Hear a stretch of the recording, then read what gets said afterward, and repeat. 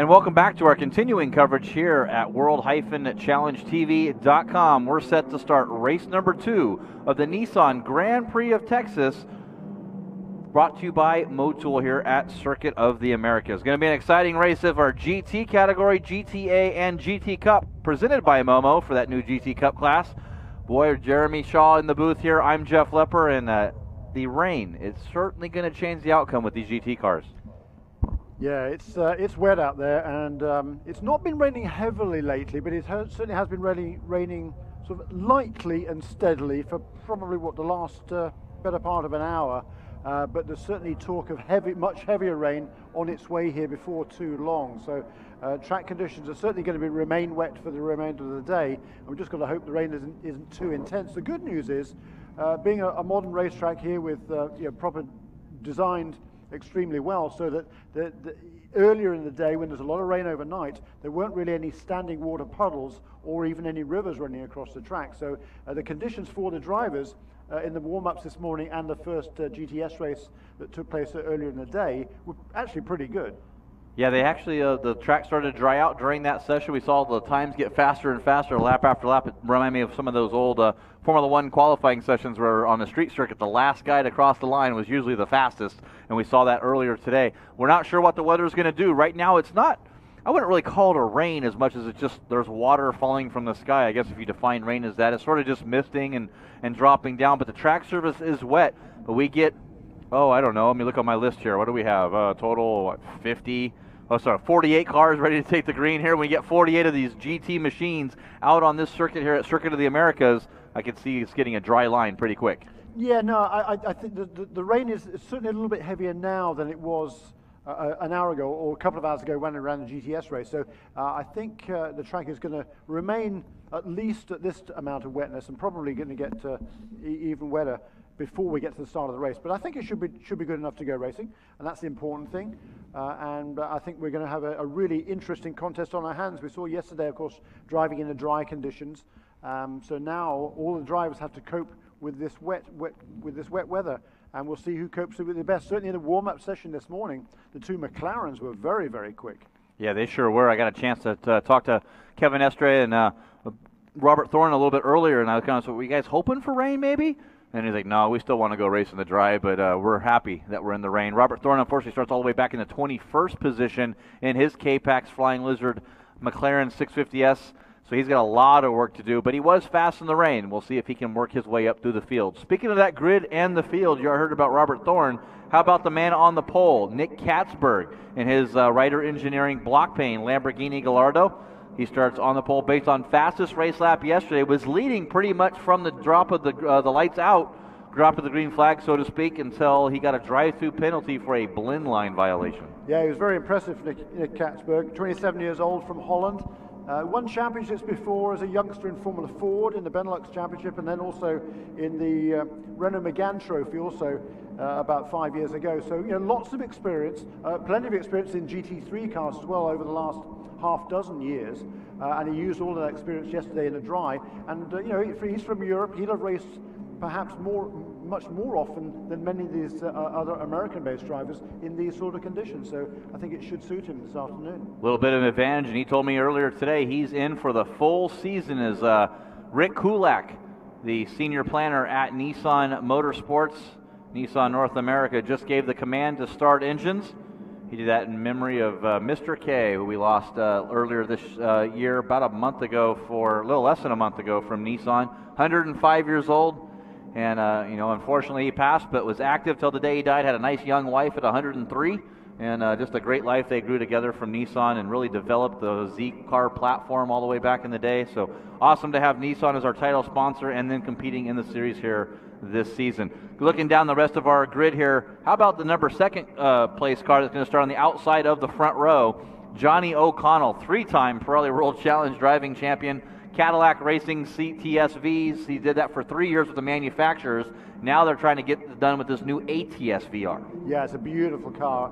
Brand new to GT3 specifications, European specifications, or world specifications, more more honestly, and it's a beautiful car. It's quick out of the box. They don't have a lot of testing on that car. They've done 2 or 3 days, but certainly not as much as they would have liked coming into this weekend. So they are behind on their preparation, but boy, it didn't show yesterday because the car was fast in the dry, and a brilliant launch control got Johnny O'Connell from the 4th row of the grid up into the 4th position right at the very start. So that was very, very impressive. And he was quick again this morning too, wasn't he? Absolutely. He was right up in the top of the time charts there. I think within the top 6, I believe, is where they were. There's that Cadillac CTSV pace car that we had in the 2014 season. Kind of the prelude of what we saw to the brand new, as we see the Cadillac ATS-V parade cars behind that, led by our brand new Cadillac ATS-V pace car. Those are some beautiful Cadillacs, and just continuing that line of performance Cadillac is with that ATS model. Seriously impressive. As we can see on the track there, it's a lot wetter now. It's beginning to come down quite heavily, the rain.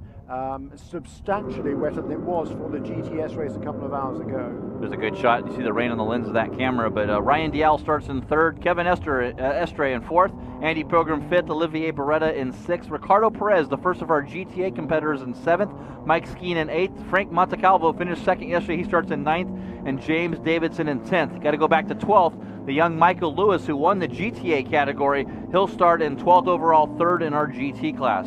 We don't want to forget we have our GT Cup category presented by Momo as well, with Colin Thompson getting the win yesterday, set fastest race lap. He is going to start from pole, 39th overall. Sloan Uri, right behind him from Salt Lake City, Utah, set the 2nd fastest time. He'll start from the 2nd place. And Alec Udell finished 2nd yesterday. He qualifies 3rd today from the Woodlands in Texas at a 2:12.985, about a half second separating the top 3 guys there in that GT Cup by Momo. And those 3 youngsters in GT Cup, they're all quick young racing drivers, and it's going to be very interesting to see how they perform in these very, very wet conditions. Now, this morning in the warm-up session, Colin Thompson was 18th fastest overall, which is pretty impressive, and the other 2 were only about a half a second slower than him. So I think they're going to be making some progress through these slower GT3 cars in the early stages of this race. Well, you get these Porsche 911 GT3 Cup cars with that weight rear over the rear motor, and they are a true rear-engined car. That engine sits behind the rear wheels, so a lot of good weight there. Expect great things from Ryan Dial, starting from the 3rd position. Now, because of this weather, what the Pirreli World Challenge has been known for are those great patented standing starts. Unfortunately, we will not be doing a standing start here this weekend, today, because of the weather. It will be a side-by-side rolling start. The pace car will bring them down, they'll get them lined up, and we will go green. So it's going to be a green flag, and we have that VP Racing Fuels acceleration zone that the pole sitter will have to go to that cone and then choose where he wants to accelerate from. Yeah, so similar to the rules really in Formula One. If it's very, very wet, they go to a rolling start. But unlike in Formula One, where it's generally a single file rolling start, the plan here, at least, is at this stage or before the start, is to do a double file rolling start. Well, yesterday we saw that on the standing start. These guys were 7 wide coming up into turn 1, having a rolling start, a little bit more head of steam. We'll have to see how it plays out down through turn number 1. Lights are out on the Cadillac ATS-V pace car. We also have our Caddy 1, the safety vehicle. I got Bob Thompson and Dick Lubatino driving that. It's great that follows around the back of the field for the first lap in case there is an incident. One of those better to have it, not need it, than is to need it, not have it. That's right. And as we can see, very, very treacherous out there. A lot of rain come down in the last 10-15 minutes or so. The track is full wet now. And we saw yesterday some problems with drivers running off limits outside either the racetrack or that red and white curbing. You can see that denotes the official racetrack. If you go outside of that red and white curbing, you're liable to be called in for a penalty. Very, very tricky here in these conditions, though. And we saw this morning in the GTS race a little bit more latitude on that because of the conditions. We'll see what happens in this race this afternoon. Cars coming down turn number 19, one final corner behind the Cadillac ATS-V pace car, around through turn number 20. Get back, find your seat, grab the popcorn and the soda, because we're about to show some of the best GT racing in the world in Pirreli World Challenge. We come down to get the green for round number 2 of the Nissan Grand Prix of Texas, brought to you by Motul here at Circuit of the Americas. Nice side-by-side file. Watch that car ducking out behind there. Ryan Eversley, that's that all-wheel drive Acura TLSX. Good start. Green flag, and we're underway, and we're already 4 wide, Jeremy. Yeah, that's wild. A great start there from the pole by Nicky Katzberg. Looking up the inside, once again, a great start by Ryan DeYell. Is that looking down the inside? Yes, it is. He's right onto the tail of Nicky Katzberg. Looking around the outside, though, it's Kevin Estra. Yeah, Kevin Estra got a great start, goes right in the lead, drives on the outside of Nicky Katzberg. Ryan Eversley, that all-wheel drive Acura, still looking for grip in his machine.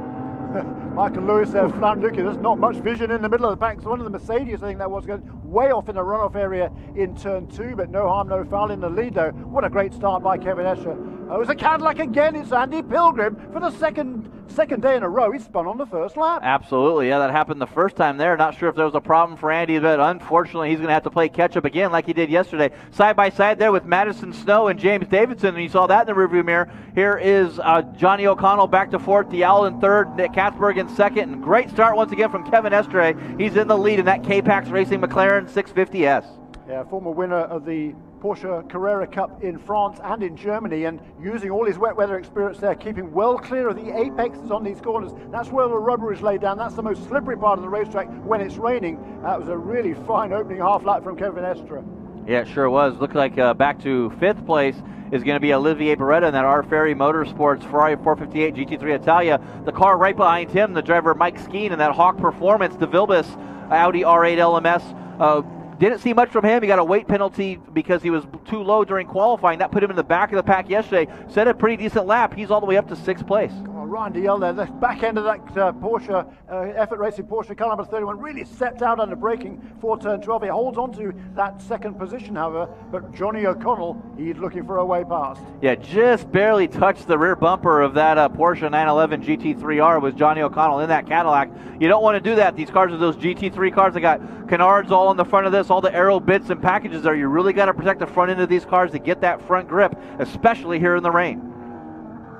Cars all streaming through there. Boy, it is so wet out there. It's amazing how the conditions have changed. Just in the last 10 to 15 minutes, these drivers are really struggling to keep these cars on the road, but they're doing a great job. Whoa, it's a big slide there from the 6th, 7th place cars. Olivier Beretta right in there, and right behind Olivier Beretta is Mike Skeen. It was Skeen that was sideways through 17 and 18. Doesn't seem to affect him too much. Trying to get down here on the inside of Beretta, sticking his nose down over the curb. It's going to be an acceleration drag race coming out. And that's exactly what Olivier Beretta did yesterday to Ryan DeYell to take the lead of the race with just over a lap to go. Great move there by Mike Skeen, but boy, the Ferrari really puts on the power coming down the front straightaway, and it looks like Beretta is going to have that place back again into turn 1. Yeah, I think Mike Skeen must have saw our live webcast we saw yesterday, last night in the hotel room, and said, I'm going to see if I can make my move on the Master. Here comes Mike Skeen, going to hold it to the outside through turn number 2. A nice wide corner there. Plenty of grip on the outside as it lines you up perfectly for the entrance to turn number 3 and down through turn number 4. Incredible lead. 5 seconds. Our scoring system shows that Kevin Estre led on that first lap. Got a couple cars off on the side there. One of those looks to be the car of Guy Cosmo in that Tampa jaw surgery Audi R8, and another Audi R8, the KendoRexstoff.com of Jeff Courtney. Both drivers off to the driver's right. Looked like we saw a Guy Cosmo car pulling away, so not sure if there was any contact between those two drivers.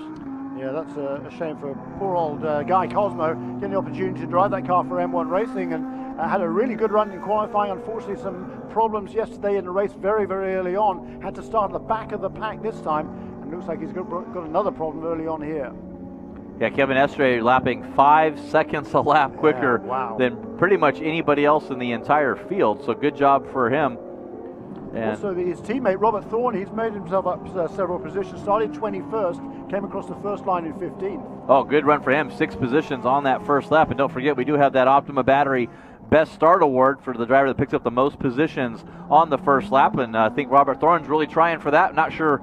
We'll have to do the math, and we'll get our statisticians there to crunch the numbers. By the end of this race, we'll know. But right now, it's looks like Robert Thorne doing a good job moving up 6 spots. Butch Leisinger up to 14th. The Bentleys have really struggled here this weekend. Not sure if there's any issues with those cars. They said in the first race they just sort of missed the setup. Oh, and Alec Udell in the AmSource Capital Global Motorsports Group Porsche GT Cup by Momo car spun out there in the entrance to turn number 11.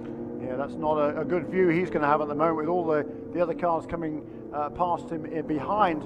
But that was the podium challenging car of Alec Udell, who seems to be in trouble there at turn 17. Back towards the front of the field though. second place car of Nicky Katzberg, a clear road in front of him, because Kevin Estre is just checked out.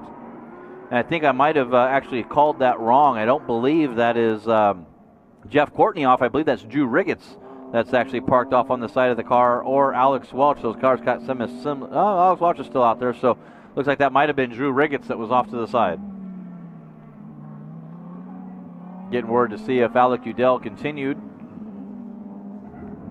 Got back underway, but there is that block pane Ryder engineered Lamborghini Gallardo, and Nicky Katzberg doing a great job driving it. Says he's in for the full season, which is so exciting to hear. It's great to have Ryder part of that series and coming back. And here is Brett Curtis going slow in that Borla exhaust Turner Motorsports BMW Z4 GT3. Trying to nurse it back to the pits is what he looks like. Looks like rear end was squatting a little bit low there. Hopefully he didn't have a problem.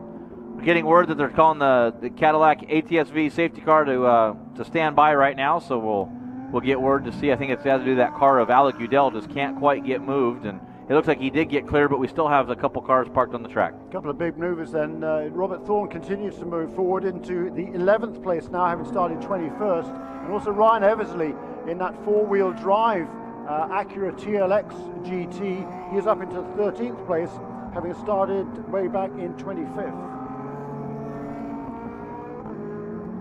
Yeah, doing a great job. There it is.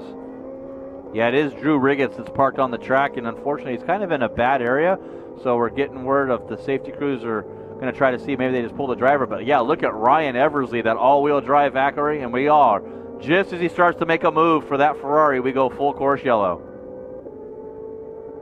So full course yellow, unfortunately, for our teams. Safety cars going to catch up to the field. The good news is we're now going to get a chance to see our race leader, Kevin Estre, because he was 9 seconds to the good after just 2 laps of racing here at Circuit of the Americas. That is quite astonishing. Oh, it sure is, especially in these conditions.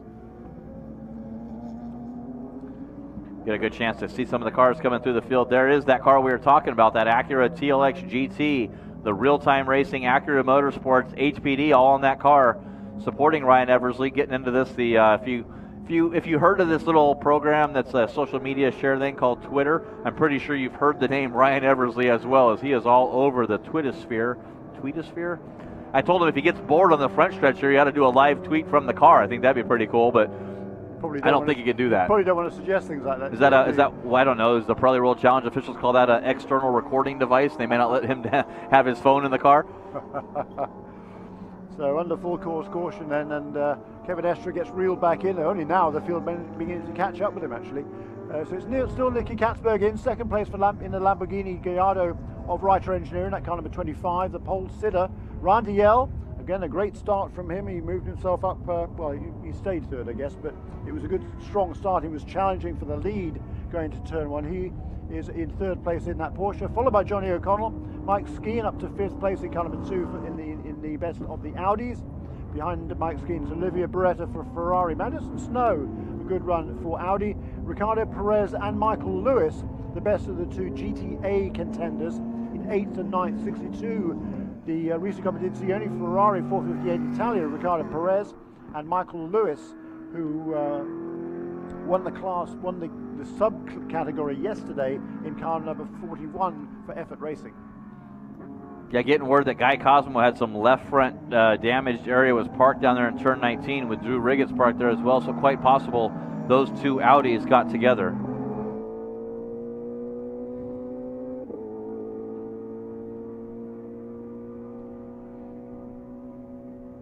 Also by Enrique Cisneros. He started in the 18th place. He's running in 12th right now and is third of the GTA contenders. That's the Momo Ferrari 458 Italia, run by NGT Motorsports.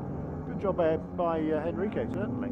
Yeah, doing a great job there. Talked with Martin Fuentes a little bit here before that race, and that Hublot Ferrari 458 GT3 Italia, all run by Scuderia Corsa team. Support from Dragon Speed as well, just a big conglomerate over there. And he said he was so happy to be here in America, lives in Mexico City, come up here, going to try to run the full season. He'll definitely be at St. Petersburg, excited about running the street circuit. He said, I'm really looking forward to the street circuit because I haven't done that before, so that's really what I want to run. Yeah, I had a brief chat with him as well. He was talking to Jeremy Dale actually at JDX Racing, and Jeremy had given some tips yesterday about how to drive the car, make sure he manages the tyres. and Martin admitted he pushed too hard too soon yesterday and kind of burned the tyres off and slipped back a little bit in the closing stages. But it was a very, very good run for Martin Fuentes in that Column 07, that Hublot Ferrari. Getting a lot more tweets here as I saw a few of our racers wishing a lot of people good luck. Randy Pope's wishing everybody here a good luck. He's listening live, and also got our director, his daughter Lucy. She's listening live. So Lucy, if you're here listening to us, Mr. Jeff is sitting here talking to you. So we really got to give her a shout out. So we got people all over the world talking and listening, and I mean, man, it's pretty crazy. This is the best GT racing in the world. Certainly is right now. Oh man, can you tell us? We really is the World Challenge. 13 manufacturers here in the GT category. It's brilliant. So drivers literally from all over the world, and we're just getting more and more interest in this series all the time. And it's not hard to see why. The cars these are real racing cars. I mean, they're very sophisticated machines, but they're available all the way around the world. You can race them all the way around the world in all sorts of interesting races. But this is the kind of the sprint format for GT3, and it's very well received by the teams and the drivers. Noticing well that this is really going to help guys like Ryan Eversley, who got shuffled back, had to come way back in the standings to try to get a good start here. So we'll see him moved all the way up to 13th place. This caution's going to help him. And then it's also going to help Alec Udell, who had that spin a little bit in the GT Cup category, because he dropped from, I believe he was running about 3rd all the way back to 10th. So he'll start at the back of our GT Cup presented by Momo Field and try to work his way back up. Yeah, it's certainly got some work to do there. Colin Thompson still continues to lead that class, as he has done all weekend in that number 11 car for Kelly Moss Motorsports and True Speed Autosport, a combined effort there between Jeff Sohn's team in Wisconsin and Tyler Tadovich's team based in Southern California. You see we got a couple of our GT cars that are caught behind the GT Cup, with one of those being Andy Pilgrim. I also saw Jorge De La Torre back there.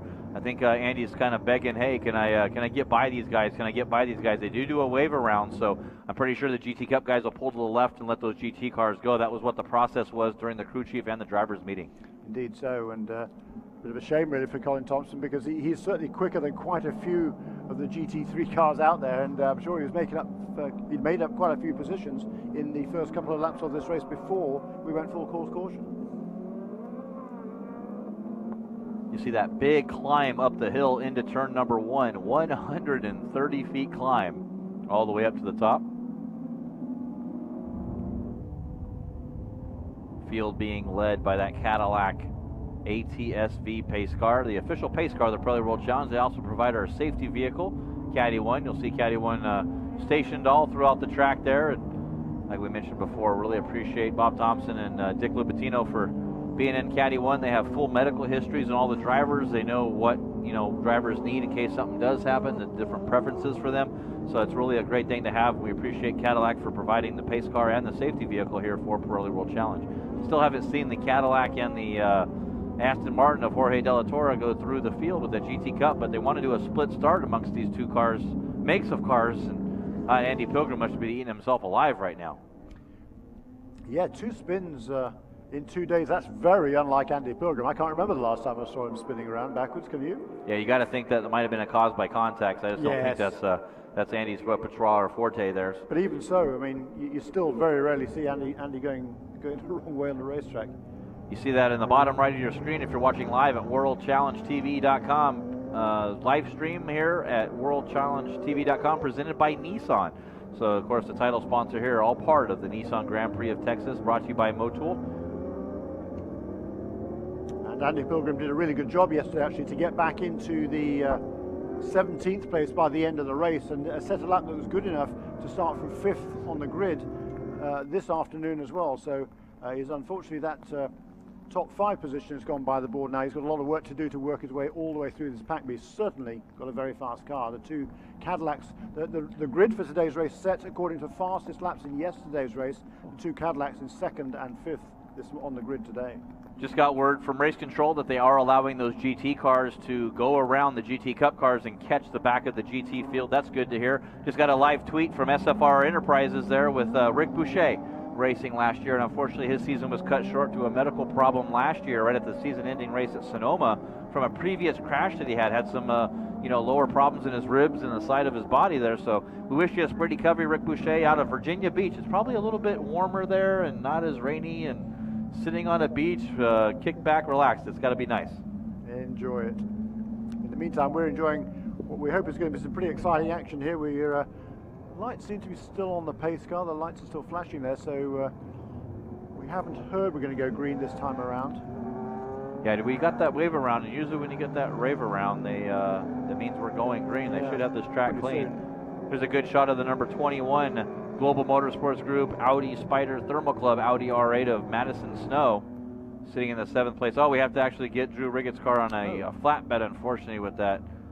iRacerDriveRecoaching.com. Steve Cameron Racing campaigning a single car effort, and Cameron's long time with the Cameron McGee Motorsports out of Sonoma Raceway, the old Sears Point track, and kind of grew up watching Steve Cameron prepping and maintaining cars there in the San Francisco region of SCCA, and was a team, been an engineer on almost every team here in the paddock, and now starting his own deal. Yeah, a very accomplished driver in his own right with Steve. And yeah, the iRacerCoaching.com is an interesting initiative set up there by Drew Regetz and some other people in California. And for those of you who spend a lot of time on iRacing, that's a great website to go to. You can do some one-on-one coaching with top-line drivers, people like Justin Wilson and many, many others, I believe, are involved in that program. It's quite interesting.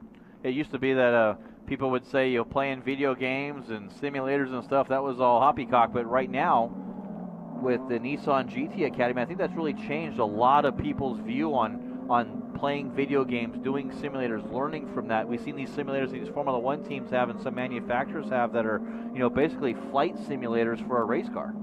Yeah, that's very true, and sim racing has certainly become a big deal these days. And there's a youngster who's only started racing last May.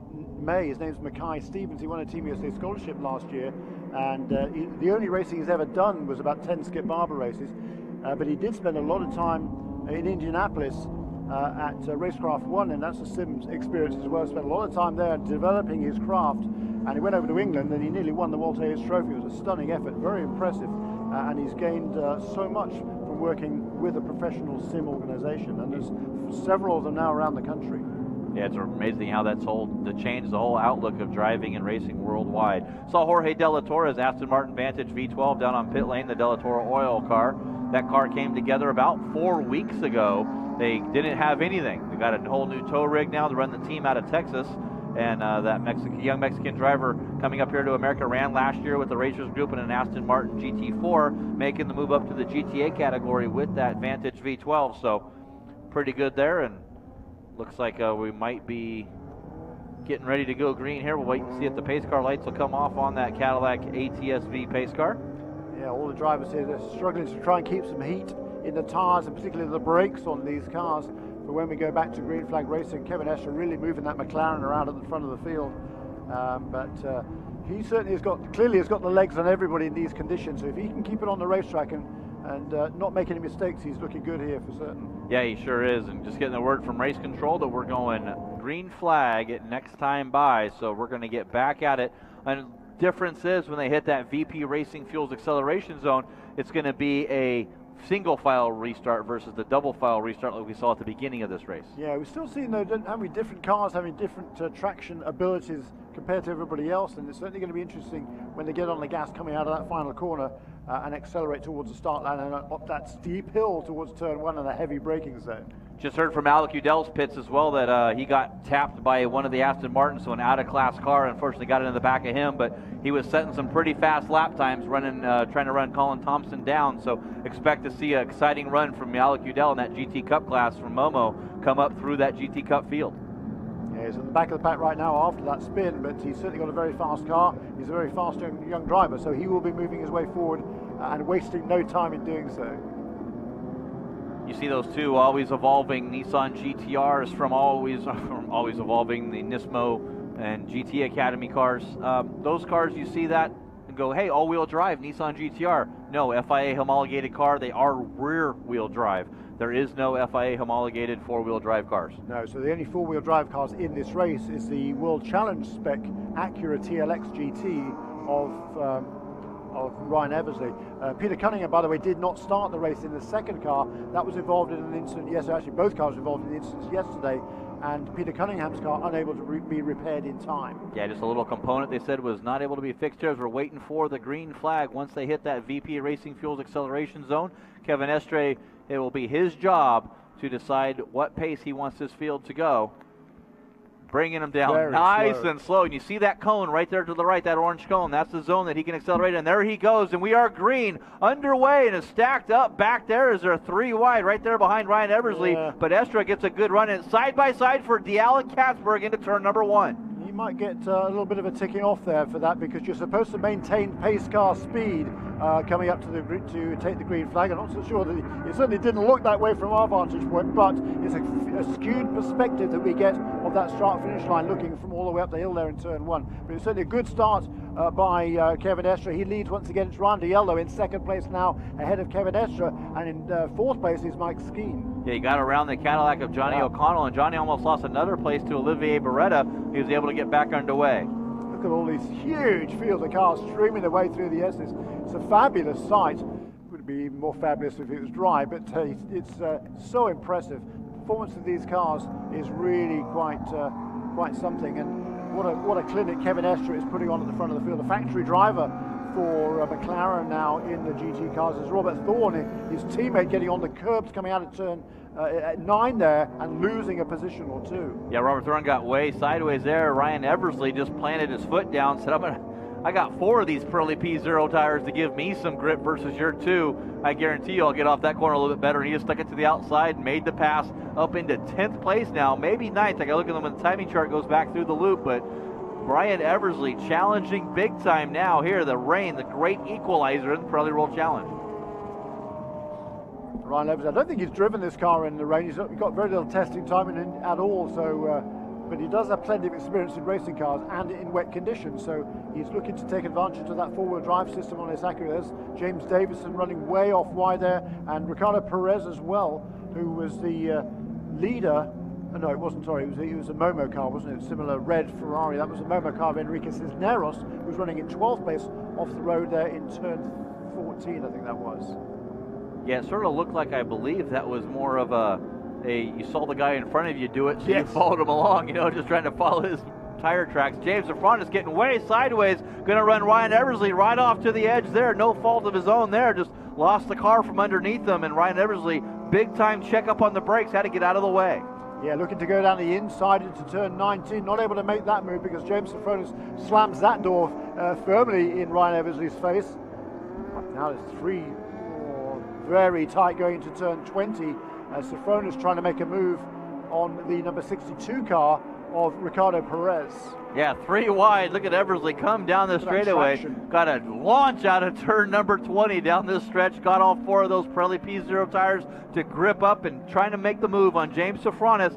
And we think that's for about the 8th or 9th position now. So Safronis back in the 9th, Eversley in 10. But top 10 for that car, that HPD Acura Motorsports team, got to be pretty happy. Wow, this is a real shuffling going on there amongst the order. But it's Michael Lewis now who's found his way into the lead of the GTA cars. 8th place in the Effort Racing car number 41, but he's going to be really under pressure. Oh, actually, James Safronis managed to find what I was going to say. He was going to be coming under pressure from Ryan Eversley, but in actual fact, Eversley has slipped behind the car of James Safronis again. Yeah, here's Johnny O'Connell being hounded a little bit by Madison Snow. This is your battle for 5th in this class. Overall, it looks like Ryan Diel got around Nick Katzberg as well as Mike Skeen. So Mike Skeen up to 3rd. And you see that, you just see that Lamborghini, that orange Audi go through, but here's the Cadillac of Johnny O and Madison Snow at a Global Motorsports Group Audi R8 versus that Cadillac Racing ATS-V. Here is that shot of Mike Skeen and Kevin Estre just driving another clinic again here in the lead. We saw this in the GTS race a little bit earlier with Michael Cooper. You get the right setup on a car, and with a driver that loves to drive in the rain, such as Kevin Estre, good things and magic things happen. They do, and look at these lines. They're completely different to everybody else. You can see the traction as coming out of turn 12, took a really late apex there, very tight on the exit because there's no rubber down there. There's nice clean asphalt on which to grip these Pirelli tires, and he got a nice wide loop around 13 as well. Really smart driving, as we see. That's Nicky Katzberg getting into trouble coming into turn 16. Yeah, just got on the 50. gas. You heard the engine's rev come right on up and just shot the car right off to the right. No front grip whatsoever. And if you need an example of what pushing and loose is, he had both of those all within the span of about a second. You've got to be creative on your lines around here in these sort of conditions. That's exactly what Kevin Estre is doing, and it seems to me he's about the only one really doing it. I'm really quite surprised because everybody else seems to be taking pretty much the conventional racing line around here, and that is not the quick way, as Kevin Estre is showing. So why is that when you have the racing line? Is that just, the cars? Oh, and the cars back around there, the number 64. Going back through the field here, that's Duncan Indy having problems, had problems yesterday, continuing in that Merchant Services. Here's a battle for fourth in the GT category. Madison Snow on the inside of Johnny O'Connell, right behind Nick Katzberg, making that pass for fourth. I think for fifth, Johnny O'Connell just has to kind of concede, let him go there as he got the run through him to turn number one. That's a really fine run there by Madison Snow. He's 19 years old only.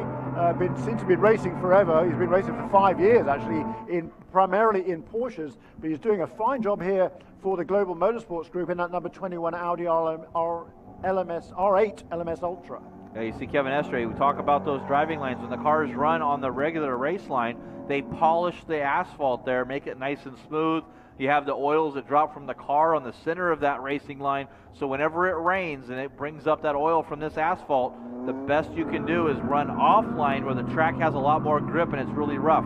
Here's a good look at your GT Cup by Momo leader, Colin Thompson. He's continuing to lead that class over Sloan Urie and Phil Falk Jr. Alec Udell, 10th to 5th, all within one lap in that GT Cup category. He is charging through this GT Cup class, is that youngster, Alec Udell, after that earlier contact, resulting in him having a spin. That's right, and these GT3 Cup cars right in the thick of the GT cars, GT3 cars as well, so fine driving there by Colin Thompson. Coming up in his mirrors though, is going to be Robert Thorne in a minute. Robert Thorne must have had another off because he had been up inside the top 10 and now well outside the top 20 and trying to work his way back towards the front of the field. It's been a difficult weekend for Robert Thorne. The race winner, wasn't he, at the end of last season?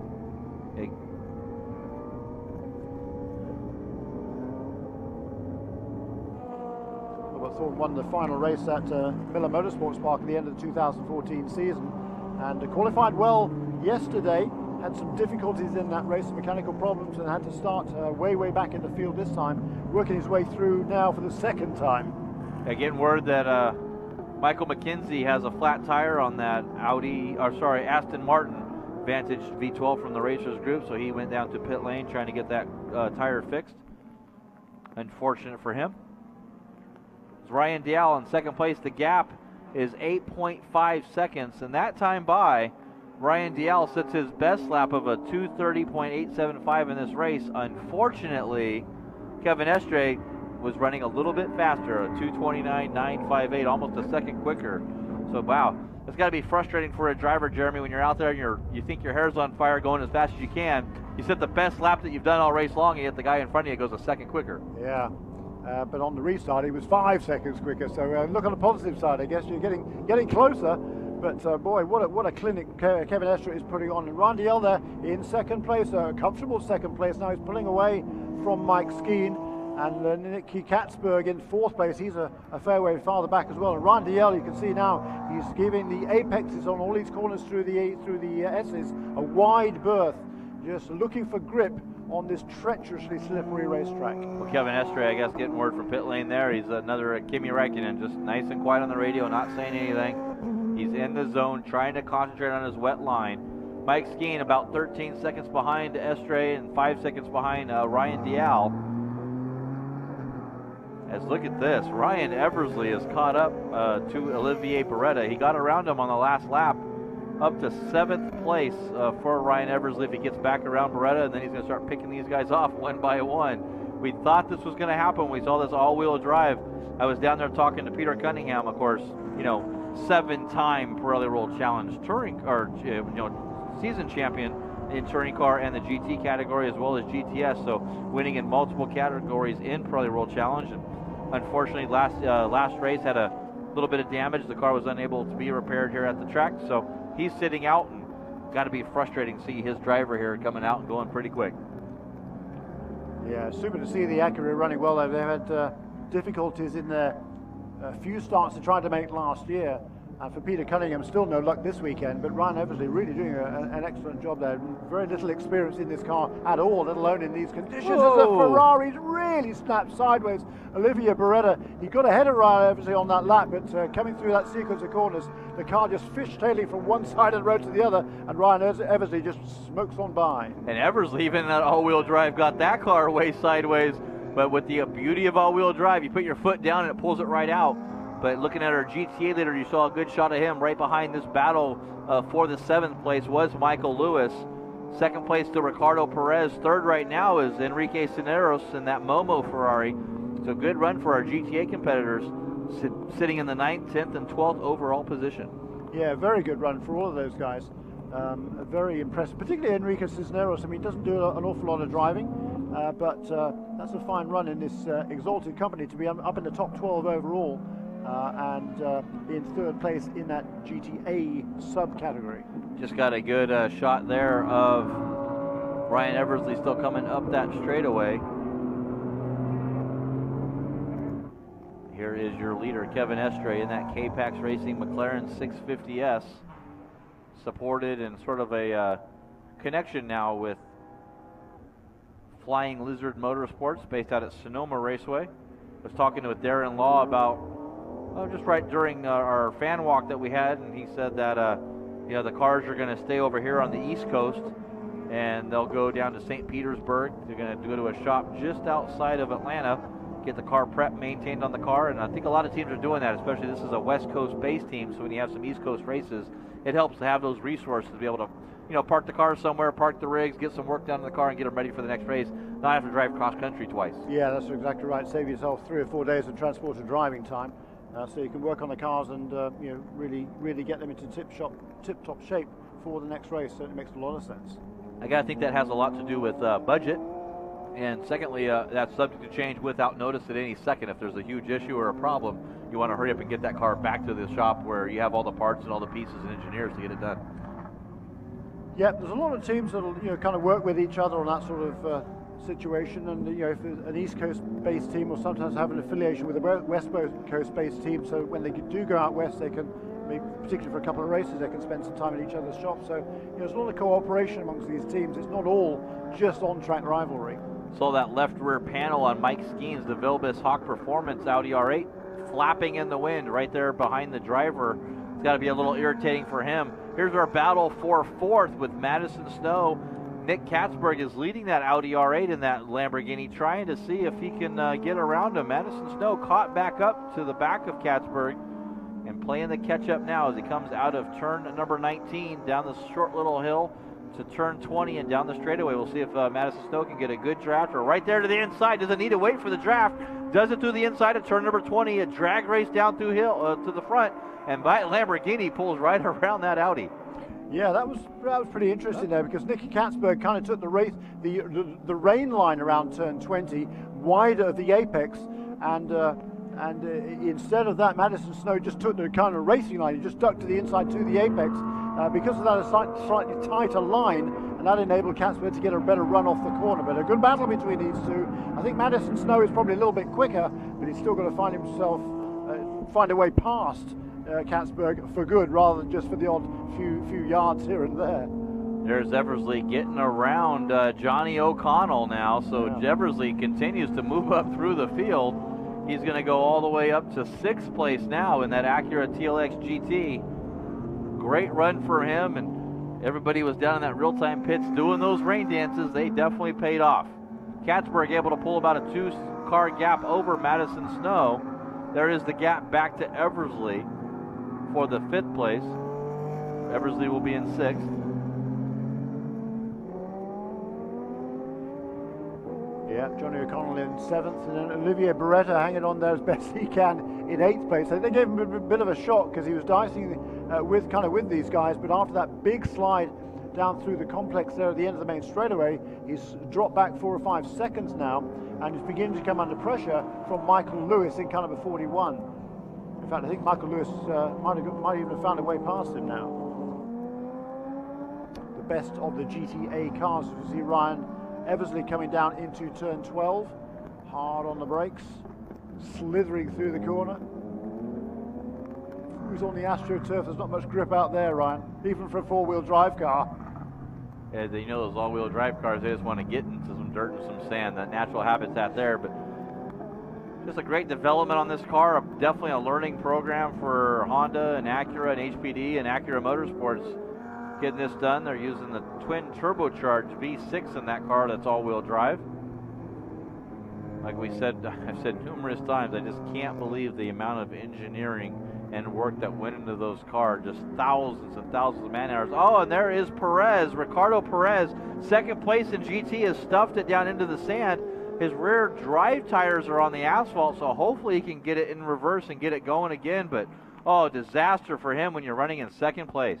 Yeah, in the top 10 as well for Ricardo Perez. Had a really good run yesterday, and he set the 7th fastest lap, so started 7th in today's race, following on from his 7th place finish yesterday, and that was a really sound effort in that Risi Competizione Ferrari. But it looks like he's come to grief down there, and will hopefully can get the car going again. Here's Kevin Estre in that McLaren 650S. 16 seconds, almost 17 seconds of lead as they came across the line last time for Kevin Estre. Ryan Dalziel, a comfortable second place, about 7 seconds ahead of Mike Skeen. Nicky Katzberg in 4th place in that Lamborghini, about another 2 or 3 seconds back, and just trying to hold off Madison Snow.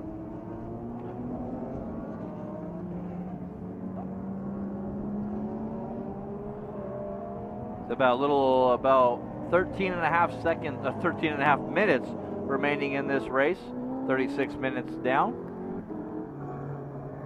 Oh, and there's the GT Cup Momo car of, I believe that's Enrique's brother, Eduardo Cisneros, spinning around that GT Cup Momo Porsche 911 GT3 Cup car. He was running in the 5th place. He'll drop back a little bit in the standings. It still is Colin Thompson leading in that Porsche Bucks County Porsche 911 GT3 Cup car.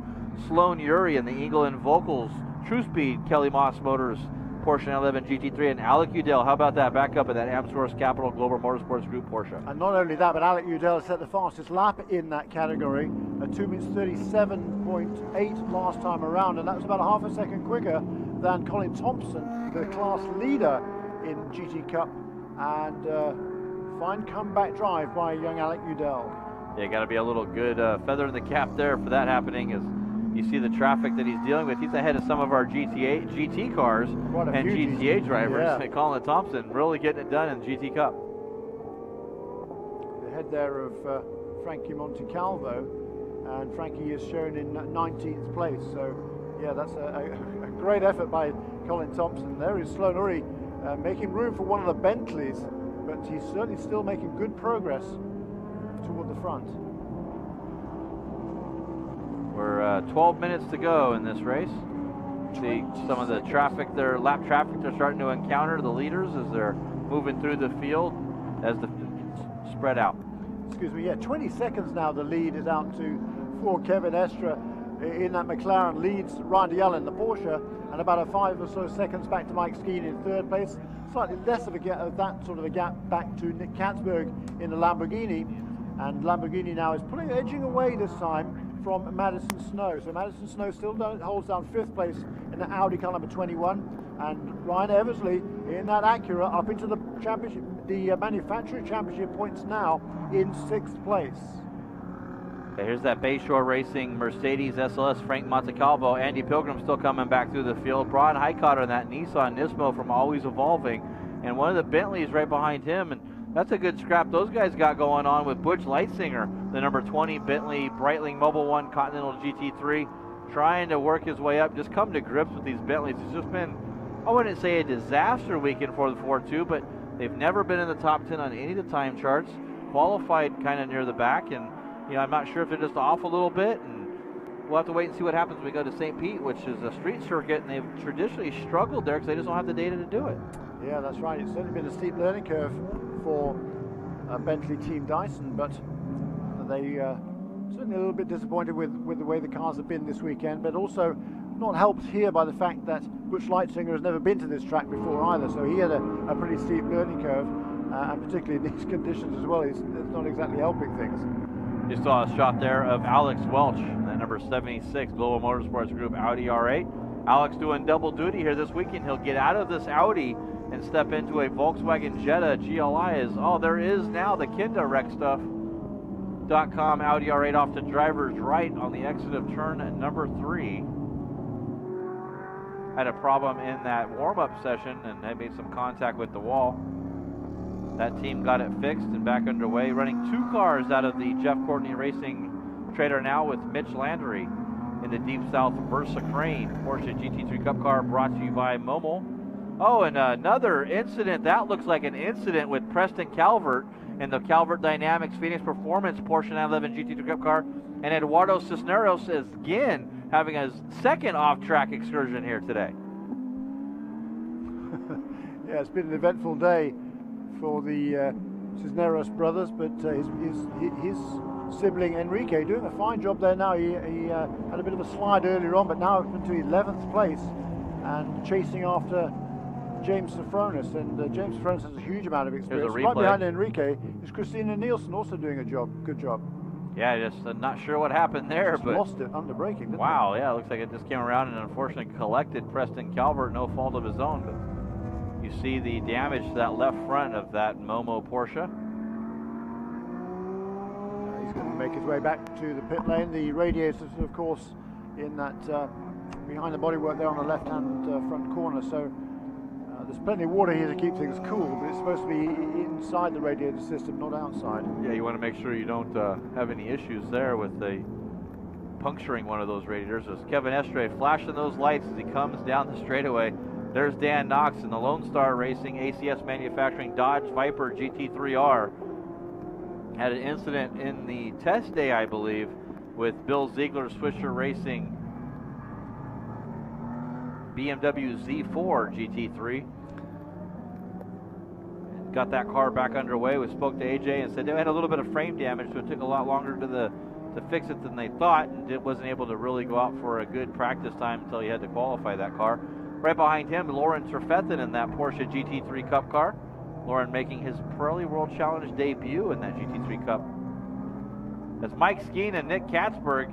I thought Mike Skeen was clear of Nick Katzberg for a little while. Now Katzberg's starting to pressure back to Mike Skeen. Yeah, very much so. Nick Katzberg now, he's pulled well away from Madison Snow and all over the back end of that bright orange DeVille Bis Audi of Mike Skeen. He's really giving him all he can handle now. Mike Skeen slithering around and trying to get traction where he can, but it's very interesting how Nick Katzberg has really pulled away from Madison Snow over the last 2 or 3 laps. Yeah, he really has. He kind of found that groove, I think, in the rain here. I asked him if he had done much rain driving. He said not really, but big slide through there coming down, really pushing, trying to get that final podium spot away from Mike Skeen. Yeah, and Mike Skeen last time around turned his best lap of the race so far, and even that's not good enough because Katzberg is looming closer and closer, larger and larger in his mirrors. Well, 7 minutes to go right there. 7 minutes at the line for Mike Skeen. Kevin Estre has a 22-second lead over Ryan Dial.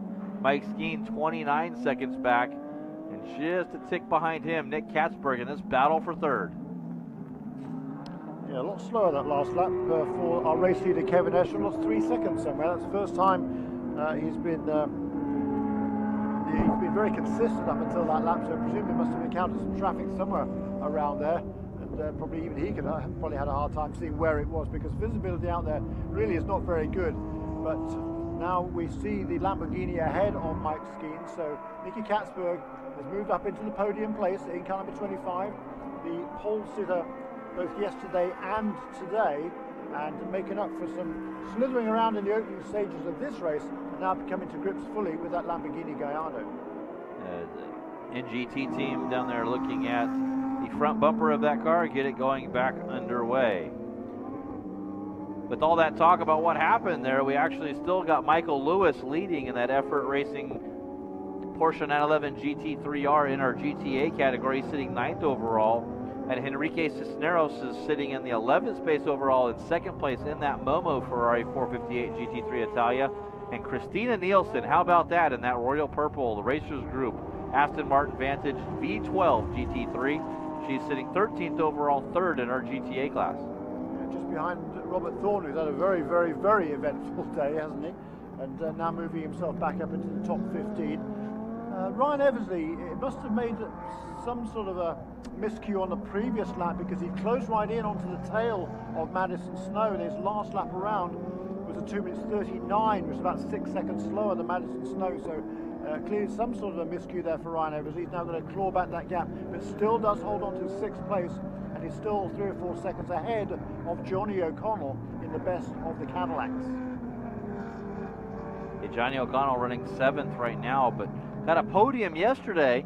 Kind of not really a shock, but almost a shock.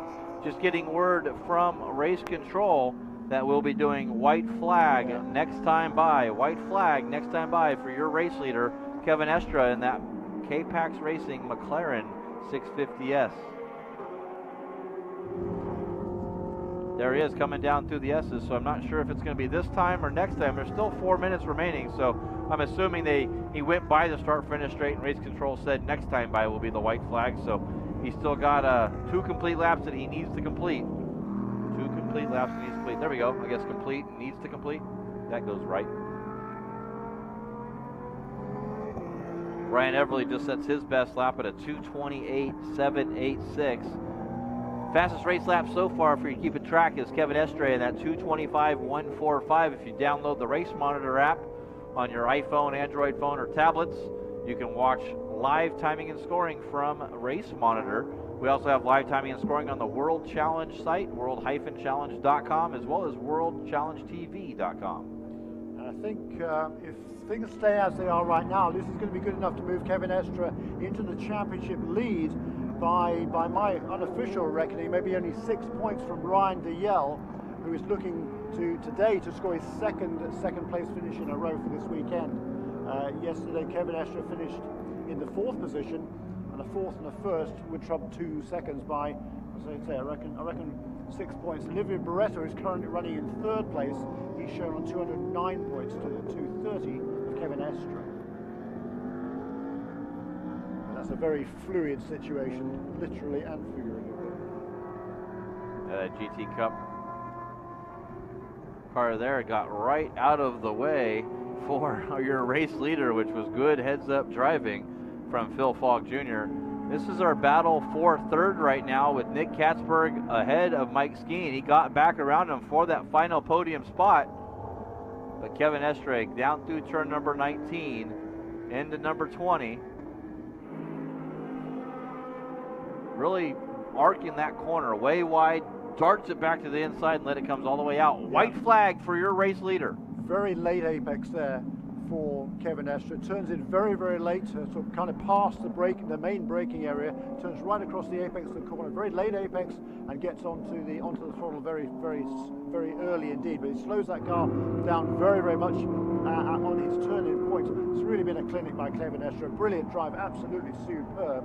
And he's got 22 seconds in hand over everybody else last time. I'm still waiting for Ryan DeYell to come across the line. He does so now. 29 seconds, the margin on lap 17. Okay, he's going pretty quick. Just lowers his best lap down to a 2:28.786. That's the 2nd fastest race lap here, with a 2:25.145 from Kevin Estre. And Santiago Krill in that number 60 Mexico Porsche GT3 Cup car. Spun that car around. He got back underway, but that's all presented by Momo. And what a great job by Momo coming into the series, back into racing. You see a Momo, Ferrari, and Porsche. It's pretty cool. And Ryan Eversley has found a way past Madison Snow on the last lap around. So 5th place now for Ryan Eversley. And that Acura TLX GT, what a great effort by Real Time Racing and Acura Motorsports, and Ryan Eversley in particular, to get that admittedly 4-wheel drive car. So he certainly has an advantage there, but it's still been a really impressive drive by Ryan Eversley. Well, Kevin Estre down that back stretch, going to get the checkered flag this time by working the final race lap. He's got a lot of lap traffic on front of him, but he's got almost a 30-second lead over Ryan DeYell. You saw that battle going on for 3rd between Nick Katzberg and Mike Skeen. Ryan Eversley, he might be a little too far out. Wow, forced out a little bit there by that number 64 Duncan Indy in that Merchant Services Ferrari from Dragon Speed. It's Scuderia Corsa. Pushing awfully hard there, Kevin Estre. He certainly doesn't need to because he's got an awful lot of time in hand over everybody else. But you know, he's in a rhythm here, and he's pushing hard. He's just driving to his own limits, and his limits are a lot higher than everybody else's, it seems, this afternoon. Yeah, you gotta think about that rhythm. You mentioned that rhythm section, and he's had rhythm every single corner around this 3.4-mile road course here at Circuit of the Americas, down out of turn 19 into turn number 20. Wow, boy, Tim Pappas, that was a little scary there. That Black Swan Mercedes missed the braking zone. You saw him coming. I was like, oh no. But it will be Kevin Estre, your winner for round number 2 of the Pirreli World Challenge Grand Prix of Texas, brought to you by Nissan. We thank you so much to Nissan and Motul. Your race winner, Kevin Estre. Yeah, what a great performance that was by the Frenchman. He was just driving a completely different racetrack to everybody else, it seemed like, out there. And it was a flawless, pretty much, performance. He might have had a couple of slips, certainly, but a tremendous effort. Comes away with a very clear victory in just his second Pirreli World Challenge start. The first one having been yesterday, and came home with a 4th place finish. So he will take the early championship lead in the Pirreli World Challenge as we head to St. Petersburg in a few weeks' time. And you know, we're still waiting for our second place car has just crossed the line. Ryan Dalziel, a good run again for Effort Racing there, that Porsche 911 GT3R. Ryan Dalziel comes away with his second place finish of the day, and we're watching on the screen now Colin Thompson, who is comfortably in the lead of the GT Cup class presented by Momo. Last time around he held about a 6-second lead over Sloan Uri, and Sloan Uri was indeed coming under pressure from Alec Udell, so that battle between the 0-2 of Sloan Uri and the number 17 of Alec Udell building for second place in GT Cup, and those guys have still got probably about a third of a lap to go.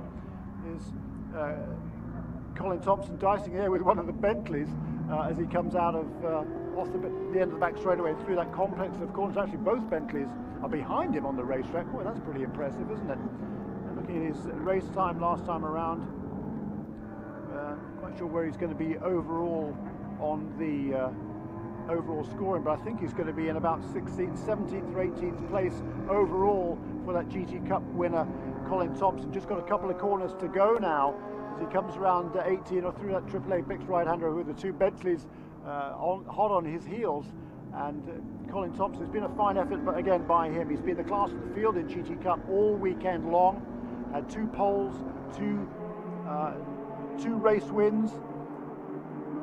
He's going to have to be content not with the fastest lap. He doesn't actually get the fastest lap point in this race. I think that will go to Alec Udell, but that's been a really fine effort by Colin Thompson. Comes away with an excellent victory, that Porsche Bucks County Porsche GT3 Cup car, and in 2nd and 3rd place it's Sloan Uri who just holds on to that position ahead of Alec Udell.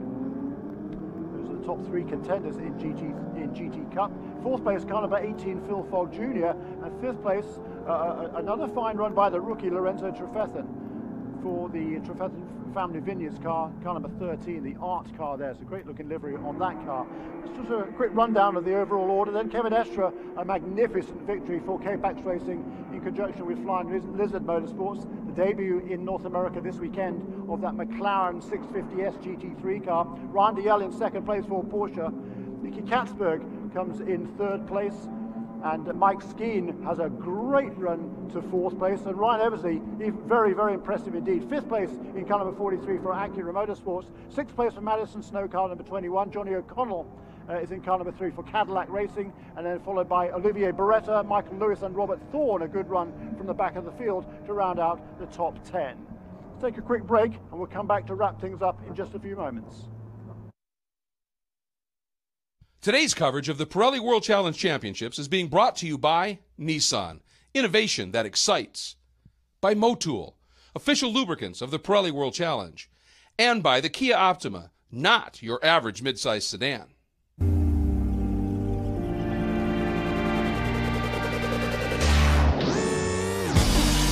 Now's the time, no delay. Gotta get going now, there's no more time to waste. More speed, little less haste. 100 miles and running, never touch the brakes. See that counting, we can't let them wait. Never late, cause it's time.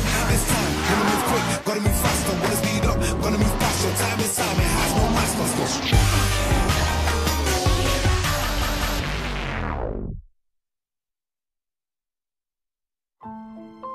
effects on society really came about because, not because I was selfish and wanted one for myself, which I did. It's because I had had a passion my whole life. I wanted to teach myself to build computers. I wanted to build these things for free. I just wanted to do it for the world. And, you know, when you want something, that's what you do the best.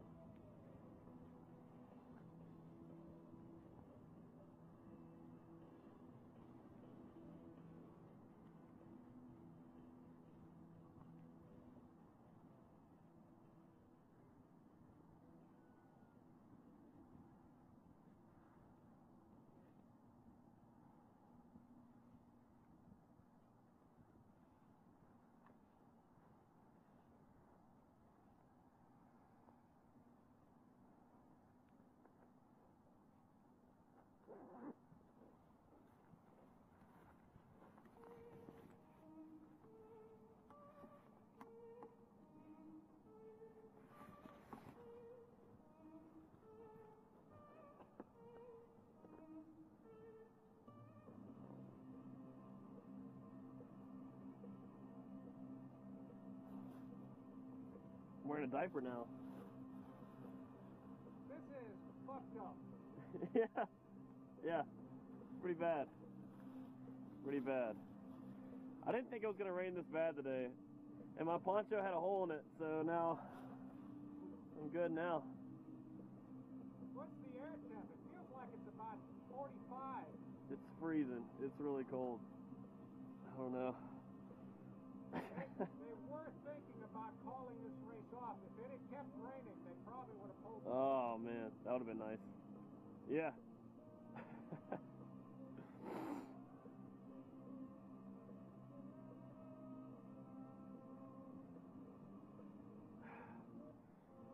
Is your camera holding up in the cold? What's that? Is your camera holding up? Yeah. They're good to about. I've shot with this in 20 degrees. No issues. Good deal. Oh, man. But,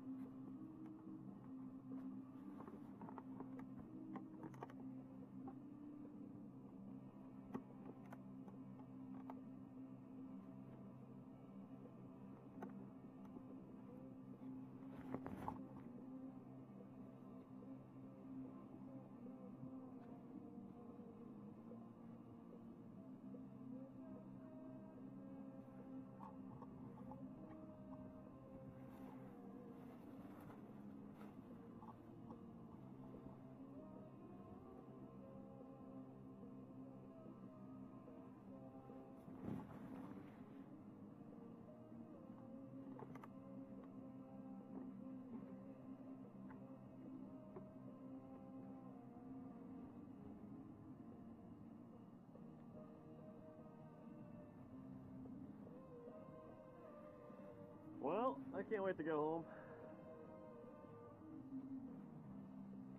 I passed cold about 2 hours ago.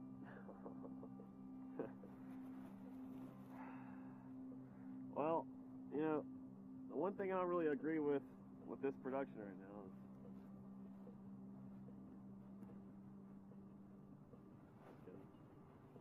is... Hold on.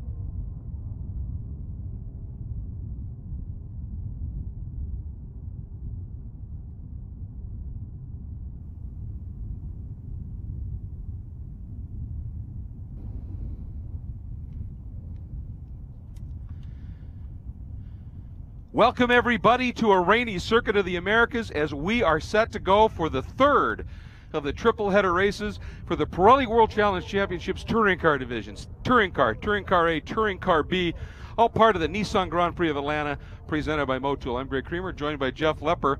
And interesting here, Jeff, that what we're looking for today, I think the big story is, can every one of the class winners of the touring car A, and touring car B, make it a three-peat. It's been an amazing weekend so far. Yeah, it sure has. Cody Ellsworth in our touring car class, he's won both races yesterday. We had Tony Rivera won both races in the TCA category, and back to TCB, it's been Johann Swartz. Three-peat, you do it in bowling, it's called a turkey. I think some guys are going to try to beat turkeys here today. Absolutely. It was really a remarkable performance. And boy, have these three divisions put on some exciting, every time they've been on the track here this weekend, it has been spectacular. And let's not forget, what can Adam Poland do if he doesn't somehow ended up at the back of the pack to start the race off? His drive yesterday to second was spectacular.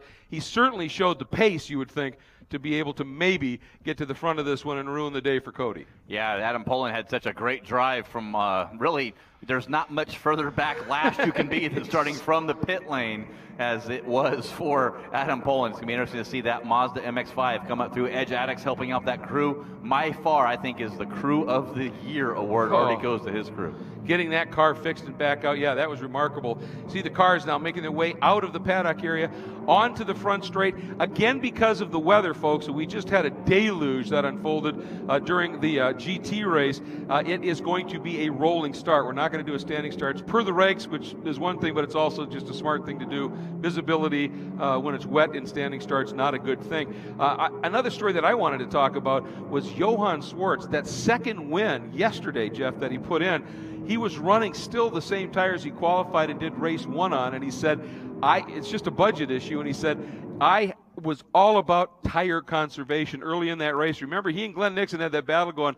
Johann wasn't too aggressive until the end. Well, he was, and he started attacking hard on Glenn Nixon, was able to make that pass, earned himself the Invisible Glass Clean Pass of the Race Award for doing that. So great job by Johann Swartz. I think he's won a couple races now. There might be some budget there for a new set of Pirelli P0 reins now. Yeah, I think he'll be able to dial that one right up. And I think another great story, Jason Wolf rebounding beautifully after not the first race that you'd want to start a season for a defending champion. A great second place yesterday in touring car A. And how about Shea Holbrook? Wasn't really planning on doing the full series. Almost a last-minute entry here. She's got some other cars here from Shea Racing, but she's had a great run. Maybe she'll decide, well, let's see what we can do. Yeah, she got a couple podiums out of that, comes in, gets 2 third places, looking to improve on that, running all categories in the Pirelli World Challenge touring car classes. She's been a TCB driver. She's won in TC and in TCA, so now she's in the TCA car once again this year for the second year in a row. So that's some of the stories to set up here, but let's get to the lineups. Andrew Aquilani, no matter what everybody else is doing, he has been wicked quick, and he did end up with the fastest race lap in race 2, puts him on the pole. He'll be joined up front by Corey Fergus, then 2 in a Porsche, then 2 MX-5s, Ernie Francis and Adam Poland. So that should be an interesting development to see. Yeah, it's going to be see how that goes up through. The guy I'm going to be watching, however, is Nate Stacy. Got a chance to talk to him a little bit earlier with him and his dad and their coach, and was sitting there with his engineer, Tim, just looking over at what they can do. They're really hoping that this rain will really help that front-wheel drive Volvo C30. Yeah, I think so, and I mean, he obviously is a talent. If it's wet, you got to look to him to be pretty impressive right off the go here.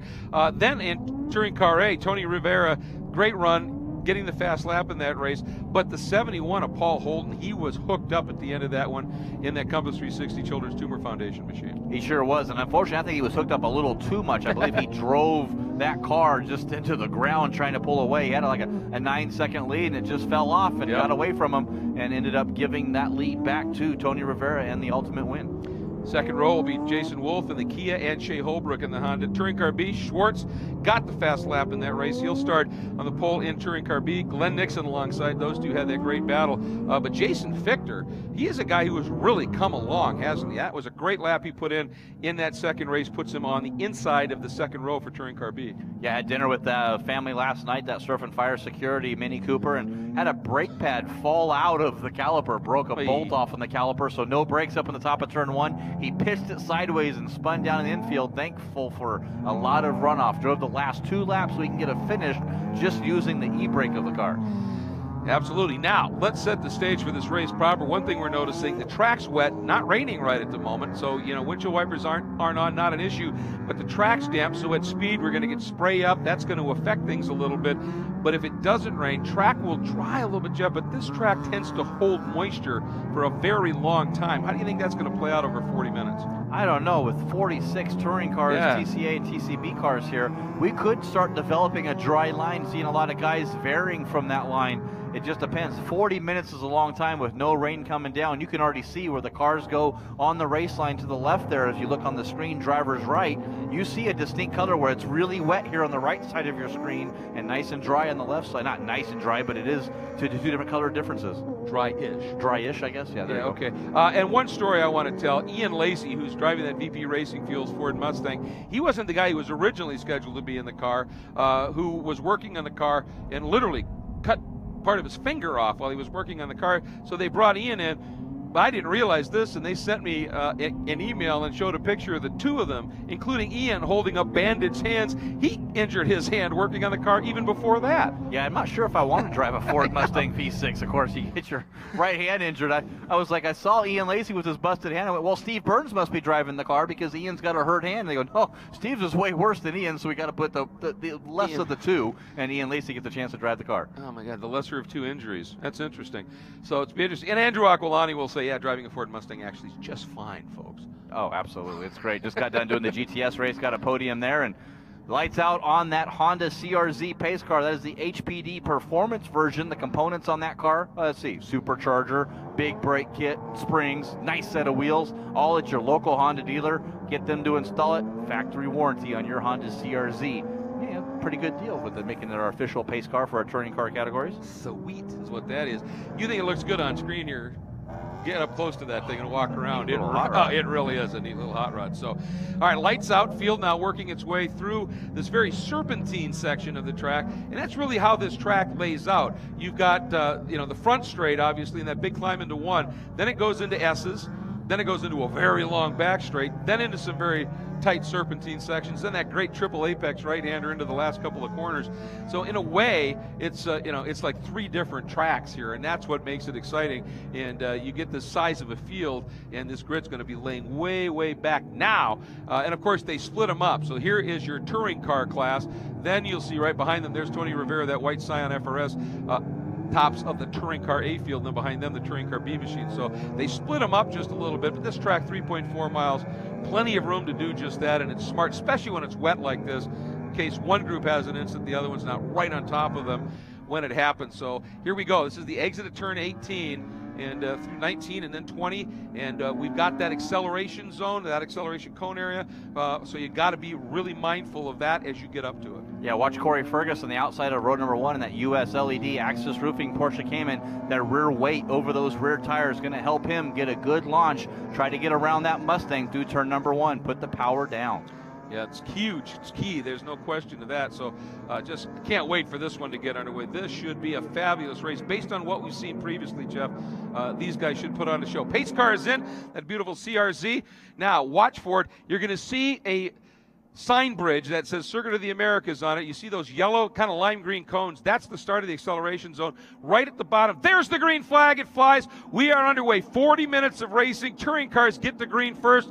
Then we will see what happens. And Aquilani, that thing's got some pretty good straight line speed.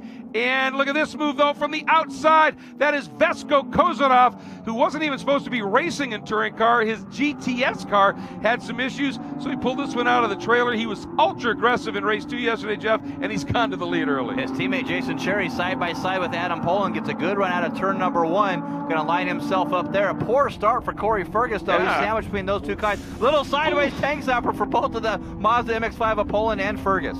Yeah, that was in concert. Those two guys crossed it up a little bit, but one thing about Vesko Kozarov, I've seen him in some other forms of racing as well. He is uber aggressive, and he used that to great effect. But now Aquilani has settled things down a little bit. Up and a bit of a spin right there. The number 22 of Kevin Anderson having a bit of a loop. Yeah, saw him coming down at the exit turn number 3 way sideways, and he turned the wheel to the right, ran in that big, huge off area there. Did not want to come back across the track. So there's Kozarov, then it is Aquilani, then Jason Cherry.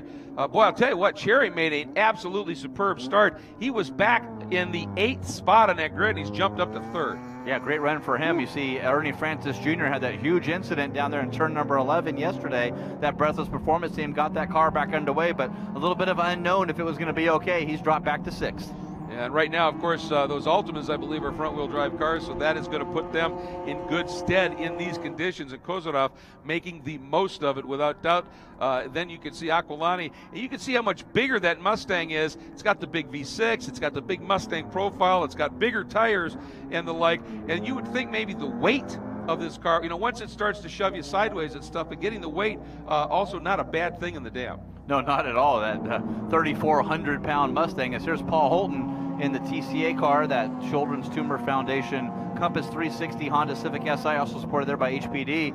Looks like he got the lead in our touring car A category as Johan Swartz and Glenn Nixon Here we still go. fighting it out, starting it right from it was where it left off before in race number 2. Oh, goodness. And there's Robbie Foley in the Grid 1 car. That team stepping up and providing him a car after his had major issues. But Johan Swartz able to come in. And you would think for Johan these conditions would be very comfortable for him. I mean, he started his driving as a little kid, taking his dad's car out on frozen lakes and ponds in Holland. He's used to sideways. And, you know, he did have the world's longest drift for a while, too. So he's good with these. Yeah, he did a good job. Over 50 miles was that drift. Johan gets ahead of Robbie Foley and put himself behind Glenn Nixon, and Paul Holton's behind that. I guess Paul Holton actually must have had a problem there at the start. Your TCA leader, Jason Wolf, in the Kia Forte Coupe, so getting the run there. So apologies onto that, but it is Vesco Kozarov, Andrew Aquilante, and Jason Cherry, 1, 2, and 3. And they've stretched it just a little bit over the rest of the field here. Let's take a look. Poland sits there in fourth, but the gap to Poland from Jason Cherry is a little over a second right now. So these three cars finding speed early, but be advised, Poland, well, he's already done it, hasn't he? He's found a little bit here on the last third of that lap. Oops, and a bit of a moment for the 34 of Chris Wright in that kinetic Kia Forte Coupe. Gathers it up. One of the nice things, Jeff, about this track, lots of runoff. Oh, got a lot of space. And there's Andrew Aquilante way sideways coming through the corner. He catches it, just a beautiful four-wheel drift right to the edge. Absolutely fantastic. You know what? He seems to live there. I've watched him out qualifying in his GTS car during the races and that. He is comfortable with the tail end of that thing hung out. You know, some guys like the car pretty tight, you know, so that it starts to push and they know that's their comfort limit. You know, then there's the guys that just like that back end to rotate around, and he really seems comfortable there. Here is Jason Wolf, your TCA leader in that Kinetic Motorsports Kia Forte Coupe. Wolf trucking on that. Got a chance to talk to him yesterday and said, you know, first race one, just kind of put my arms up and was like, yeah. And he goes, yeah, that's racing. We'll come back. So he did recover pretty good, and he's leading in our touring car A. Yeah, he's you know, he's not the former champion for nothing, and you know, part of that is being able to deal with you know, problems that crop up, and they do it very well. And he's having a very strong run at this point, coming from third on the grid into the lead. So superb job right now by him. Well, he did that at Mid-Ohio last year in this car, and really was battling for the overall lead in touring car. Now, mind you, he is a driving instructor at the Mid-Ohio Driving School, so knows every inch of asphalt and crack on that racetrack, but still doing a great job here. Has about a 3.5-second lead over Tony Rivera. Yeah, it was absolutely a wash race there, and he was flying. And again, it gets wet, and he just seems to really spring to life here. There's a little bit of duking going on, working back in the back. That's Chris Wright, who's trying to come back through some of the touring car B machines. And there is a good look at the number 66 of Jay Solinsky, part of that Shea Racing team. Yeah, Solinsky did a good job yesterday. Got a special award for, I believe it was the Optima Battery Best Standing Start Award. So did a good job for him in that Shea Racing Honda Fit. Coming in for the first time, Bubba Berger on the hood of that car as well, and it's the ID Life. So check out idlife.com. You register for that great program. Nice to see it. He's gone up and is duking it out with the guy who started fourth, Van Swenson, in that Chevy Sonic. And Van has had a couple of good runs in the first two rounds as well.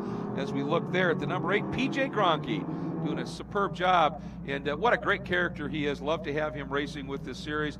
He's been part of it for a long time, and he of course has that Virax.ca Tundran and Mulligan Gold support on his car for a long time. Good shot of the in-car there on Chris Holter. Had his glove up on the wheel, fighting that wheel coming down. Unfortunately, the two Mazda Speed 2s got together just a little bit, just a small little contact that knocked the hood loose from James Wilson's Black Armor Helmets Mazda 2, who was running third at the time. Chris Holter was, you know, got down into the wall, just a little bit of damage. They got that car fixed, ready to back go again. And the battle up front with Jason Cherry and Andrew Aquilante. Yeah, this is for second spot, and Jason Cherry has closed up now on the back of that Mustang. And you know, one of the things where they do the BOP, if you will, for these cars, now you got a V6 Mustang in this class with some of these other cars, and you know, obviously there's the weight issue, the power issue, managing it, but they have that Mustang running at a lot higher ride height. That might be helping here today because he can straddle those big orange concrete lips on the back of those curbs, and he's able to straight line some of these sections and still technically meet the regulations of 2 wheels on the track.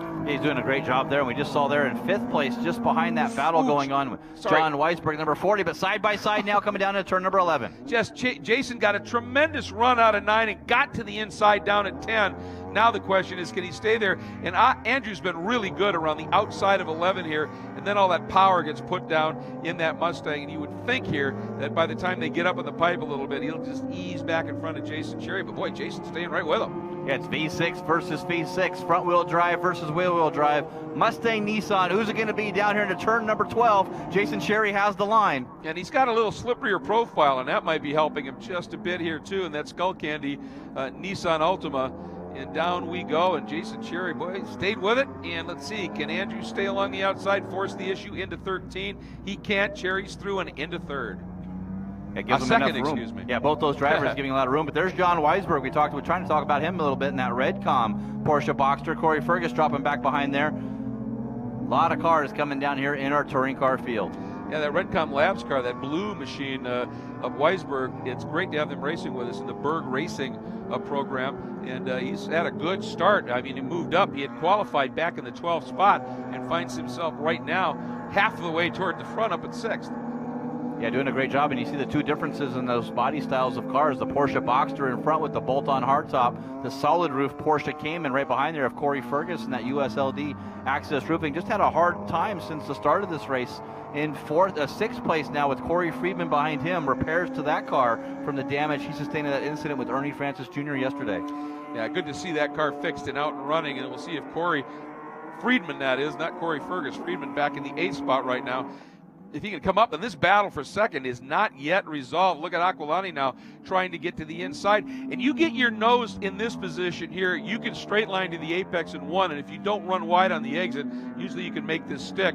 It's just a matter of, do you have that level of control? He's pushing wide, back end steps out. Here comes Cherry, and Jason got a great run down the hill. If he can stay on the outside through turn 2, and there's enough width there to do it, and that should give you the entry, and he does cleanly into turn 3. That was a nice job by Jason Cherry, not overreacting, panicking, seeing Andrew Aquilani there. He played that beautifully. Yeah, it's one of those things that if you pinch that turn 1 off, it's going to push you out a little wide on the exit of turn number 1. Cherry just turned his wheels down to the inside. That front wheel drive hooks right up, runs right back around that Mustang. Yeah, I had a chance to chat with Jason yesterday, and he said after the race, race 2, when he and Aquilani twice were really, really close to each other, and then Jason actually had a little hit on the car that knocked the handling off, and he said a couple of times I actually just touched Andrew, and it wasn't that I was trying to, and he said afterwards he and Andrew got to chatting, and they said they were laughing about it. He said he is such a joy to race with, and Andrew Aquilani says the same thing at Jason Cherry, and that's what you love to see. Oh, look at this. Here comes Corey Fergus, came in on Boxster, Fergus to the inside. Let's see what happens as they exit turn number 11. Yeah, Corey Fergus got his first Friedman podium got here a run, yesterday. Yeah, he? Friedman got a good run out of turn number 11. Going to pass both these guys as they were racing side by side. He took advantage of it, pounced on that. 3 wide down the straightaway here at COTA. Yeah, he just diamonded that turn 11 while these 2 guys were scrapping. Here we go. Boy, that's a thing of beauty, isn't it? That's a Porsche photo poster right there. Oh, that is. That in the rain, wipers going for a moment there, almost in sync, and Weisberg way too hot. He runs off. Now, by rule, he's got to make sure he does not gain an advantage, and he does exactly that. Oh, yeah, he hurt himself there when he did that. But Corey Fergus and Corey Friedman, the battle of the Corys, who's going to be first as they come around this double apex there. Fergus, a little wide there, and now Weisberg battling with Nate Stacy. Yeah, Stacy has, just as you alluded to, starting to claw his way up through the field here, and he has cleared Weisberg. He's gone around Ernie Francis. He's gone around the 04 as well of Cody Ellsworth, team car, to Corey Friedman. And so Nate Stacy, and you alluded to it, Jeff, that Volvo C30, we've seen it before when it was running with the Capex team in the wet, was a missile. Yeah, it sure is, and he's the fastest guy on the track besides your race leader, Vesko Kozarov. So the fastest car that I see amongst the scrap here is that Volvo C30, Nate Stacy. If he can get some clear open track that he's got now, start running these down. He's going about 2-3 seconds quicker than everyone else in the field. Yeah, it's impressive. You can see on the side of that car folds of honor, and that that sort of triangular-looking U.S. flag. Well, that's exactly what it is. It is an organization of tribute to fallen heroes, isn't it? Yeah, they have some of the families that came out here this weekend, just giving them a different kind of experience here. We also want to mention that Momentum Volvo's on the side quarter panel there. They had a press car here during media rides, one of the S60s, so it was great to see a Volvo S60 back here in Pirreli World Challenge, and a huge thank you to Momentum Volvo from the Stacy team. Nate's all of 15 years old. He doesn't drive like it, and you know what? He's a very mature guy and understands the big picture in life, and his support of that charity is really, really special indeed. There's Adam Poland staying with it, trying to stay. He's in that top 4 right now. Then it's Corey Friedman, then Corey Fergus, Ellsworth, and Stacy, but now Stacy officially makes the move and is up into 8th. Yeah, Jason Cherry, Andrew Aquilante, and Adam Poland doing a good job there. Vesko Kozarov, however, out ahead by 6.8 seconds over his teammate now. So the Nissan Altima is there, the Skull Candy, 1-2, and Jason really pulled away from Andrew Aquilante now. Yeah, he really did. Once he got clear, he's been able to open it up just a little bit. Oh, and again, Berg running way, way wide. And, you know, the regulations are in that you do it once, you get a little warning. You do it twice, and especially if you take some sort of advantage from it, they might just be talking to him about a potential drive-through, and that will spoil your day. So Weisberg needs to ease back just a little bit here. Get that under control. Yeah, just back it up a little bit. Here is the Honda Civic. I'm not sure who is in that. There's being shared here 2 times by, it looks like that's Philippe Merjek. Neil DePaz drives it as well, the NDP Motorsports Honda Civic SI, and it looks like Philippe got the Philippe A, I believe, is Merjak got the call today. Yeah, he did indeed. Oh, and Shea Holbrook taking a run at Tony Rivera, and she turned in and just tightened that exit up trying to get a run on him, and it went around on her. Oh, boy. There's damage to the number 43 Mustang of Lacey and the number 40 Boxster of Berg, and you've got to think they got together. It looks like that left front corner is broken on the Mustang. Yeah, it sure is. It's hanging down there. That tire is flat. You see the left front pointed to the left and the right front pointed to the right. That's not good. Berg able to get back underway. Yeah, that's a little extreme just to try and build heat in your fronts. Not good, not good. Boy, I'll tell you, Shea is giving it her all in that Hendrick Motorsport Lucas Oil machine right now in that Honda Civic, and boy, she thought she had the move done on Tony, and then suddenly the back end just stepped out and she turned that wheel just a little bit too tight, and you get over that limit and that's going to happen. And now Weisberg trying to get going, and apparently he's got damage, and it just came right back off and buried him in the gravel. So I think his day is done, as is Lacey's, and looks like, I think they're both far enough off, Jeff, that we might be able to let this one go. A lot of junk on the track, but this weekend with all the rain and everything, people are used to that. Yeah, they absolutely are. And there's those 2 Ford Fiestas, the G-Speed cars, doing a great job. New additions to the Pirreli World Challenge, kind of a late entry there from Mark Sharon and I believe Jeremy Ronan, that team, for coming over with the new Ford Fiesta. Those are the cars that Nate Stacy campaigned last year. Okay. He had that car and the spare car. So those are the a lot of history with those 2 Ford Fiestas, and good to see them back in Pirreli World Challenge. Absolutely. It's currently still Johan Schwartz leading from Glenn Nixon, and the margin about a second, and that's huge by the standards of this class. The 7 of Fichter sits 3rd in the Surfire Security Mini Cooper. Andre Kiesel is 4th, and then Wei Lu in the number 59, and that's one of those Racing.ca Nixon Pro Sports Minis, sits in the 10th spot. And there you have that look at Mark Sharon. Whoops.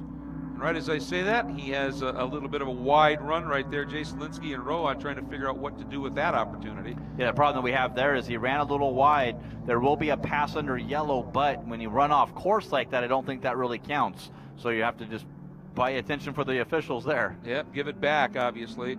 And in that mix, too, the number 55, the Black Armor Helmets Mazda 2 of James Wilson. And that's been a great story as well. But looking now at Touring A, Jason Wolf has a nice little margin, and Philippe Merjek doing a superb job in that NDP Motorsports entry. And then the battle for the podium spot here, Tony Rivera and Shea Holbrook. And here comes Dina Weisberg down in the number 50 Redcom Mazda MX-5. Yeah, down the pit lane there. Not sure what that's about. We'll see if we can get word from pit lane and what's going on with Dina. Her husband, John Weisberg, off in the gravel trap with contact after Ian Lacey. So not a great weekend here for Berg Racing and that Redcom Labs car. Yeah, that's frustrating. But what a day for Merjek. Yeah, absolutely doing a great job there. Sitting on the podium up to 3rd place. Or sorry, 2nd place now. Yeah. Jason Wolf still checked out. By the way, Jason Wolf, a 15-second lead over the Felipe Merjek and Tony Rivera. Boy, I'll tell you, you get Jason Wolf in a damp or wet track scenario, He just seems to be off the charts good as we're watching, and really phenomenal battle right here.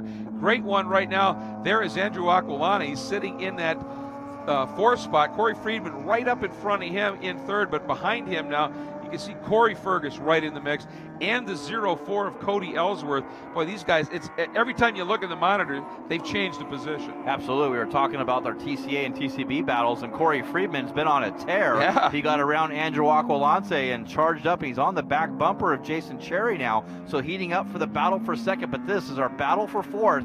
Andrew Aquilante, Corey Fergus, and Cody Ellsworth. Oh boy, look at this, and we get up there, and I wonder now, you know, Aquilani, you put on rain tires, they're much softer to build heat in the rubber, to get some grip on the track. Now you add the weight of that Mustang. I wonder if he's maybe not running those wets off just a little bit. Those lighter, better balanced Porsches starting to come to life here, Jeff. Yeah, they sure are. It seems they're coming better the longer that we go. I know Cody Ellsworth getting 2 wins yesterday back-to-back. He had sort of just drove away the first one. The second one he earned a little bit, but today if he's going to do it sitting back in the 6th place, he's got a long way to go. And here's the scrap for second overall. That's Jason Cherry in the number 13.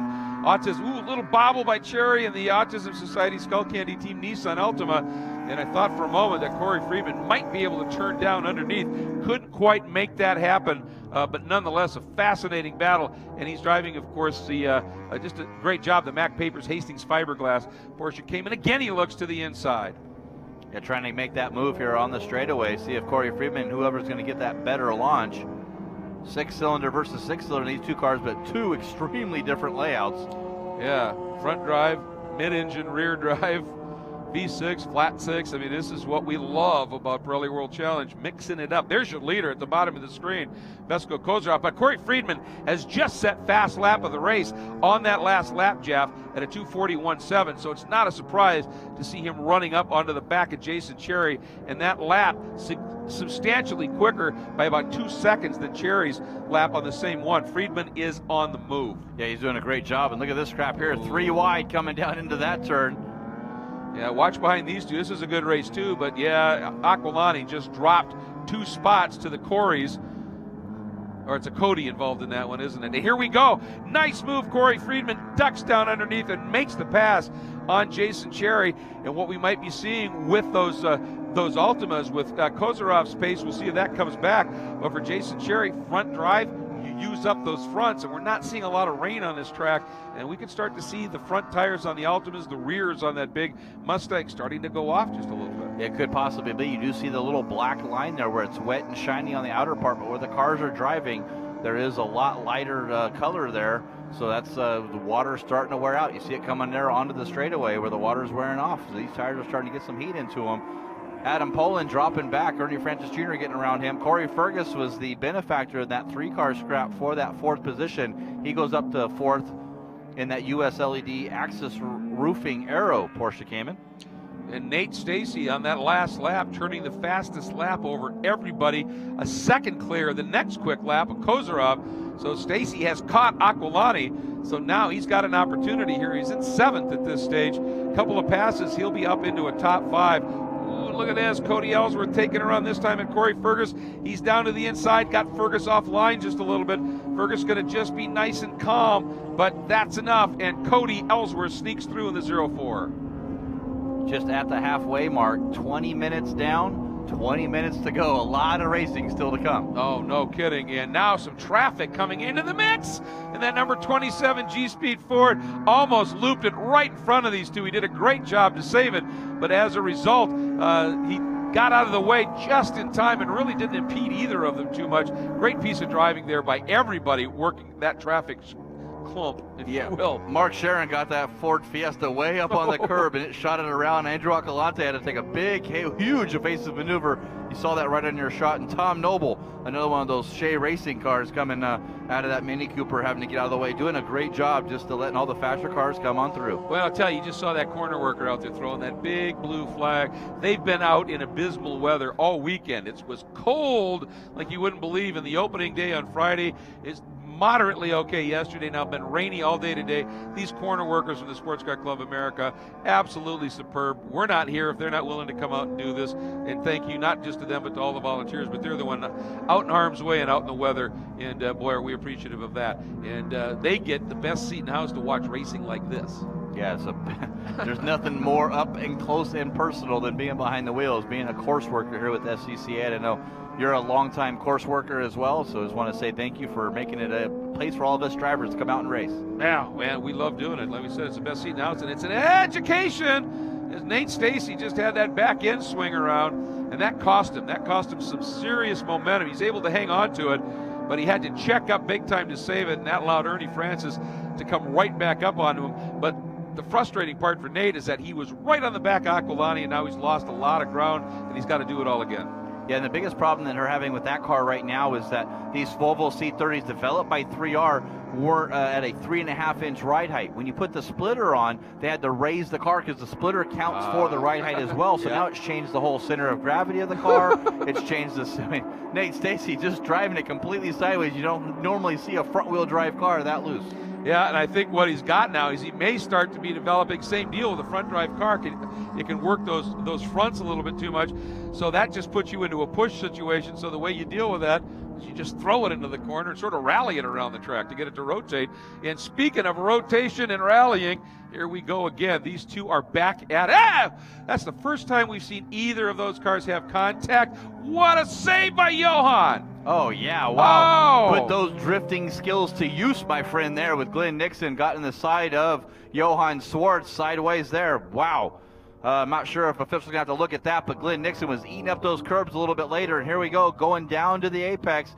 Going to slide right into him. I don't know. Johan was in front, and I mean, you can't go in and commit so deep that you can't control yourself when a car is clearly in front of you. I think you're right. I think the officials probably take a peek at that.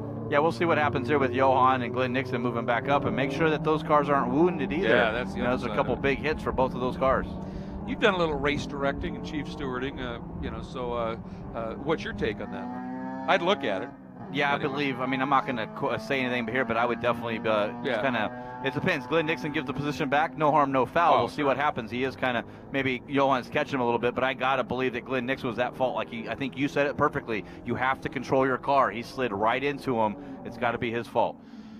And meanwhile, we go back to the action, and it is a huge battle right now, isn't it, in TCA for that second, actually, because Felipe Merjek, the number 5, is in second. Shea Holbrook has gone around Tony Rivera, and she is now sitting right there in third with Rivera fourth, and Lucas Oil Hendricks, True Car. I mean, she's got a great group of sponsors, and that car clearly is coming to life the longer this race goes. Yeah, doing a great job, and she's really just buying her time, I think, trying to pick these guys off one at a time. Neil DePaz drove that car. He said, wow, and Shea Holbrook, you saw her get loose there. She corrected it back again, back around a couple of spins, losing that position all that time that she's slowly picked off, all lost right there. And I think she just sort of checked up, got a run on Felipe, and had to just get out of the gas a little bit.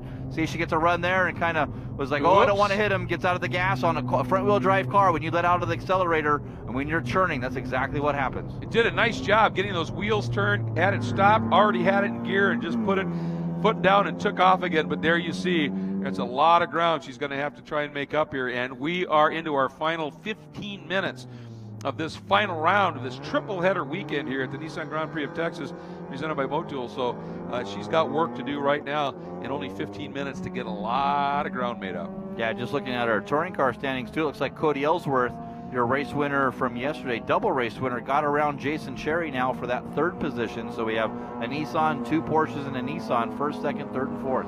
By the way, now in fifth, right behind Shea, is the number 72 Honda Performance Development Children's Tumor Foundation's Compass 360 car of Emily Tomanovich, who's having another strong performance here. Yeah, she's doing a great job, just not losing touch with the TCA class.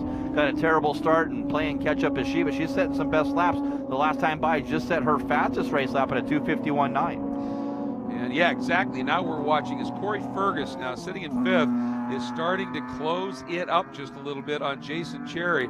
Here's a look at the 03 of Corey Friedman. And right now, he and Kozarov are turning virtually identical laps. The issue is that Kozarov opened up a huge margin right off the bat, and then he's just been driving the gap, Jeff, keeping it anywhere from, 5 to 7 seconds from what I've been watching here. Really doing a nice job. Yeah, doing a great job. Friedman got on the paint there. You saw that a couple corners ago. Got that car way sideways, lost a ton of momentum. It took him a couple corners to get it back. Cody Ellsworth, got the draft now on the charge, trying to see if he can get around that and try to run down Vesco, who, is checked out right now. Got a huge lead over this group. You see the gap right there. Yep, big margin.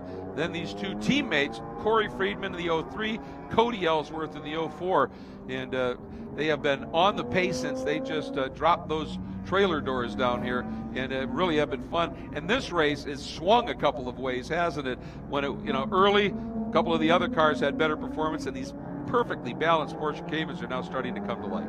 And there's that the damage to the door on the left side there that happened a little bit earlier. Didn't see that incident there, but they really have come to life near the end, like you said, Greg, and it's amazing to see the balance of these cars and how these Porsche Caymans letting these regulations open up a little bit in the touring car. And people were talking about it's going to be a runaway for Porsche Cayman. It's going to be. I think we've got the balance pretty good, especially on a track that's going to favor the Porsche Cayman. We're still pretty close on that, and so it's going to be great to see how the Pirreli World Challenge and SCCA officials modify things here before we go to the next round at Canadian Tire Motorsport Park. Well, it's not like they just said, yeah, bring the Porsches in. It didn't do anything to any of the other cars.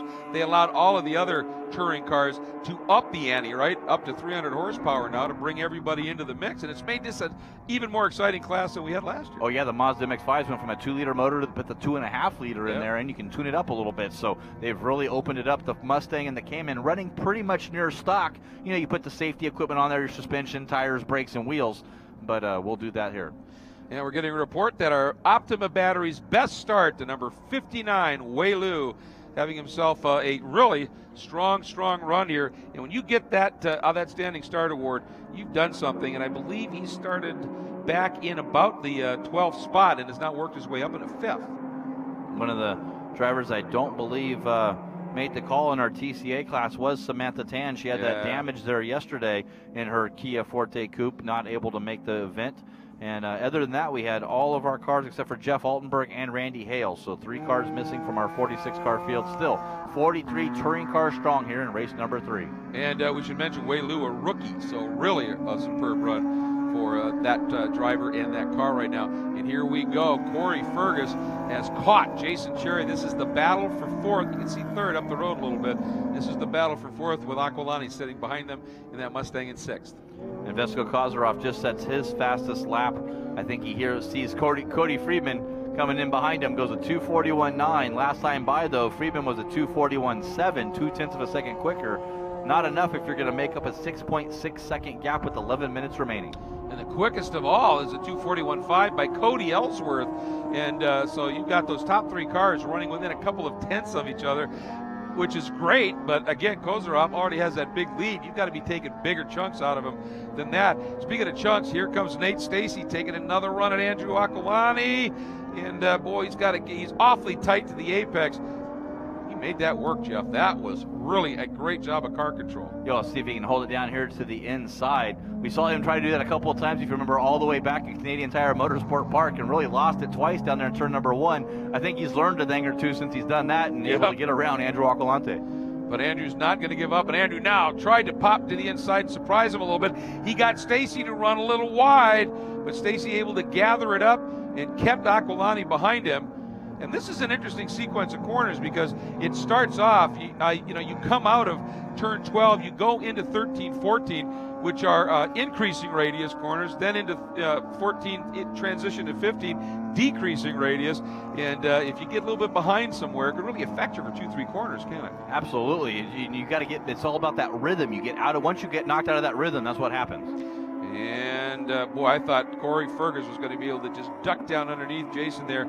Jason really pushed wide, but he wasn't quite able to get the run. Corey wasn't, and tucks back in behind Jason here. Let's see if he just makes a big move to the apex here into 1. He shows the nose. Now he goes for it, but now you got to get it stopped. And let's see, does Jason turn underneath and go to the throttle?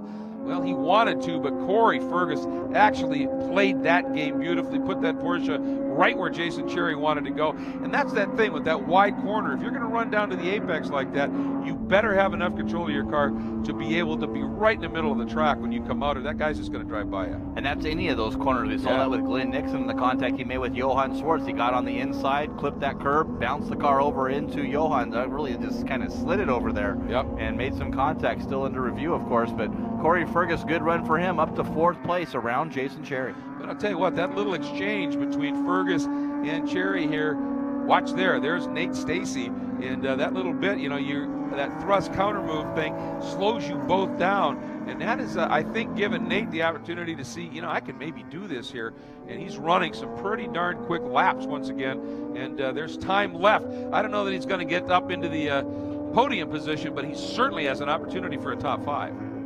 Wants to just get one more position to get that top 5.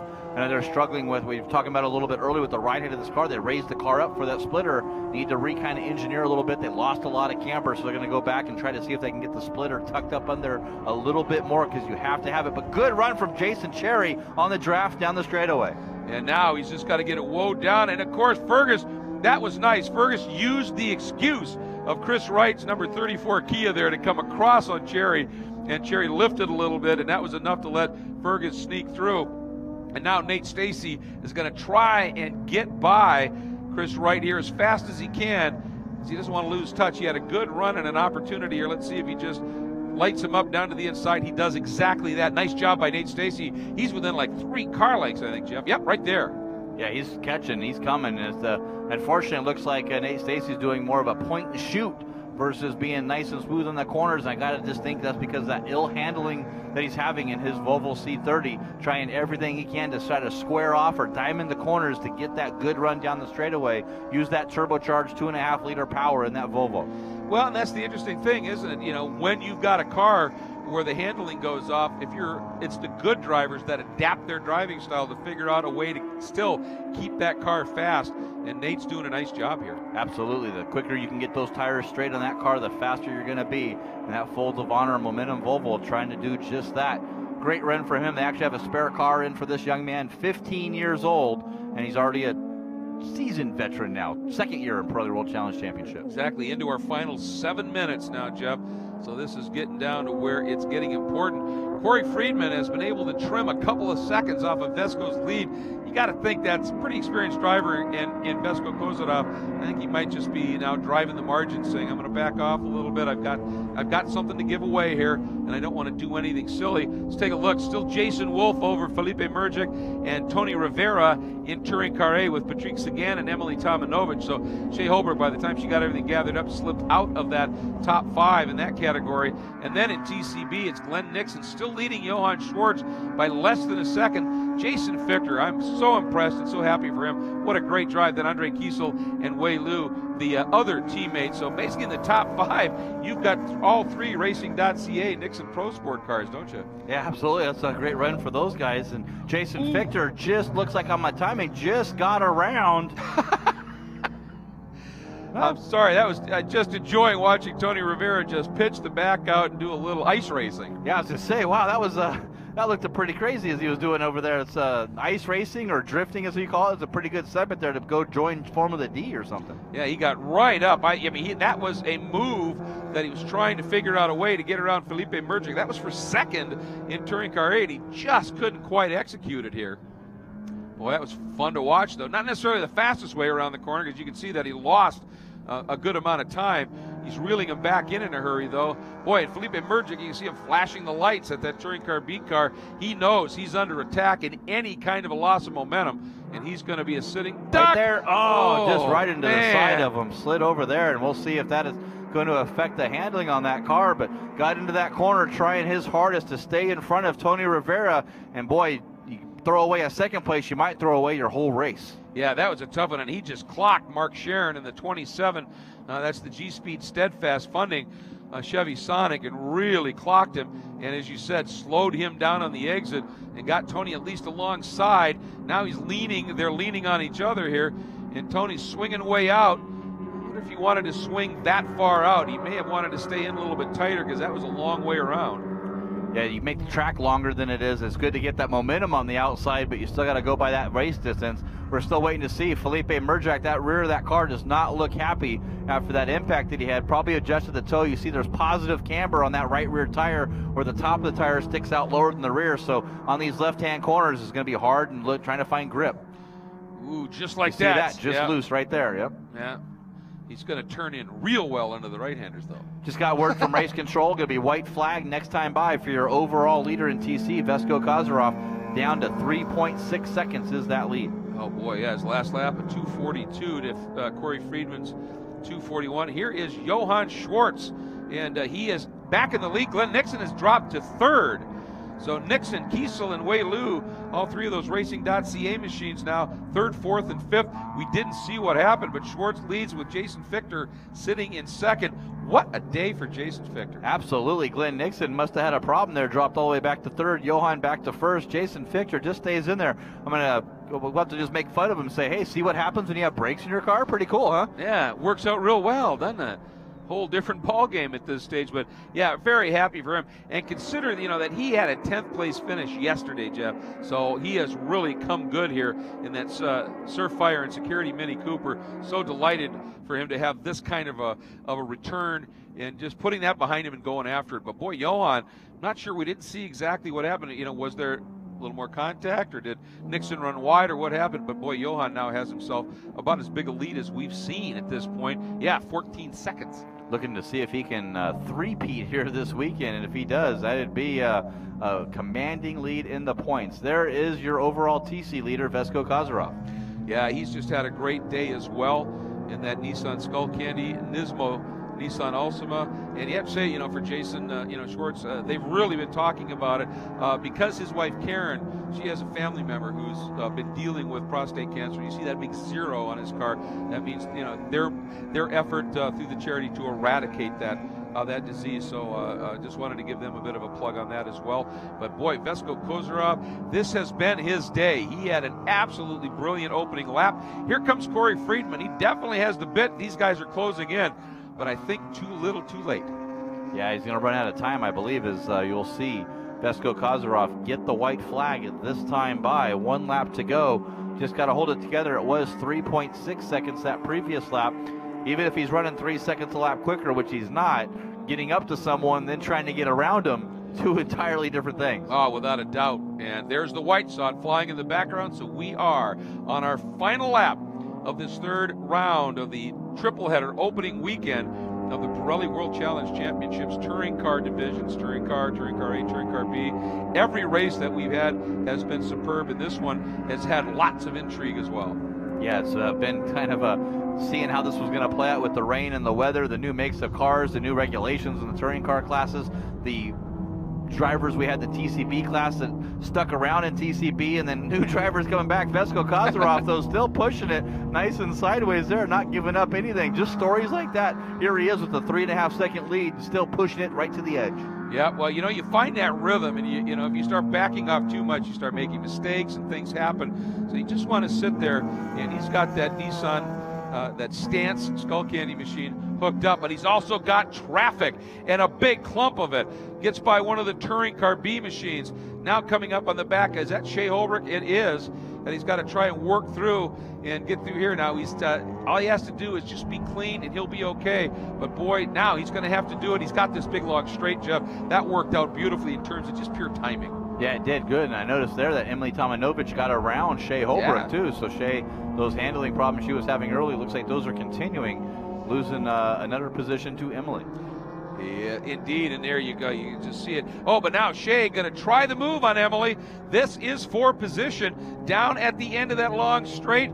Shea turning in. Does she have it? That was a well-executed pass. Had that car completely under control. That's going to put her up in a 5th. Yeah, nice top 5 for her, 2 third places for not even knowing if she was going to race in the championship. Yeah, you really got a good shot of these camera shots here. Really appreciate our camera guys there getting those gloves. You see her back and forth on the wheel, fighting for every grip she can get. Not flailing, but flicking. Just flicking that. Yeah, flick it there sideways on the outside there, trying to get it back on track as Emily Tomanovic looks to the outside, still trying to get that 5th place back. But I'll tell you, whatever hope Corey Friedman and Cody Ellsworth and those Team 03 and 04 cars had going to be a bit of a tough go, because they've got these two cars battling for position. And, you know, they're in their own race, and they just don't have to hit the disappear button, and these two Porsches have got to figure it out. Meanwhile, onto the front straight, Vesko Kozarov feeds at the throttle for the last time in that Skull Candy stance, Nissan Nismo Altima, and brings it home with a very impressive win. Perfectly judged race, really. The way he'd open up that big lead and then just let it feed back. Oops, one of our TCB top Andre fives Kiesel, in the back, yeah. Two teammates racing side by side. Hopefully there's no contact there. Yeah, it's one thing if you make a little mistake, but it's a whole different deal. And that looks like it may have let Van Swenson through.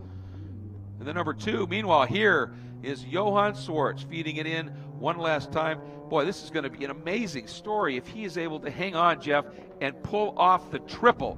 Haven't seen that happen in a while. Jason Wolf still in control in TCA, so Swartz would be the only guy with that possibility. I just can't imagine having a race weekend like this for Johan Swartz.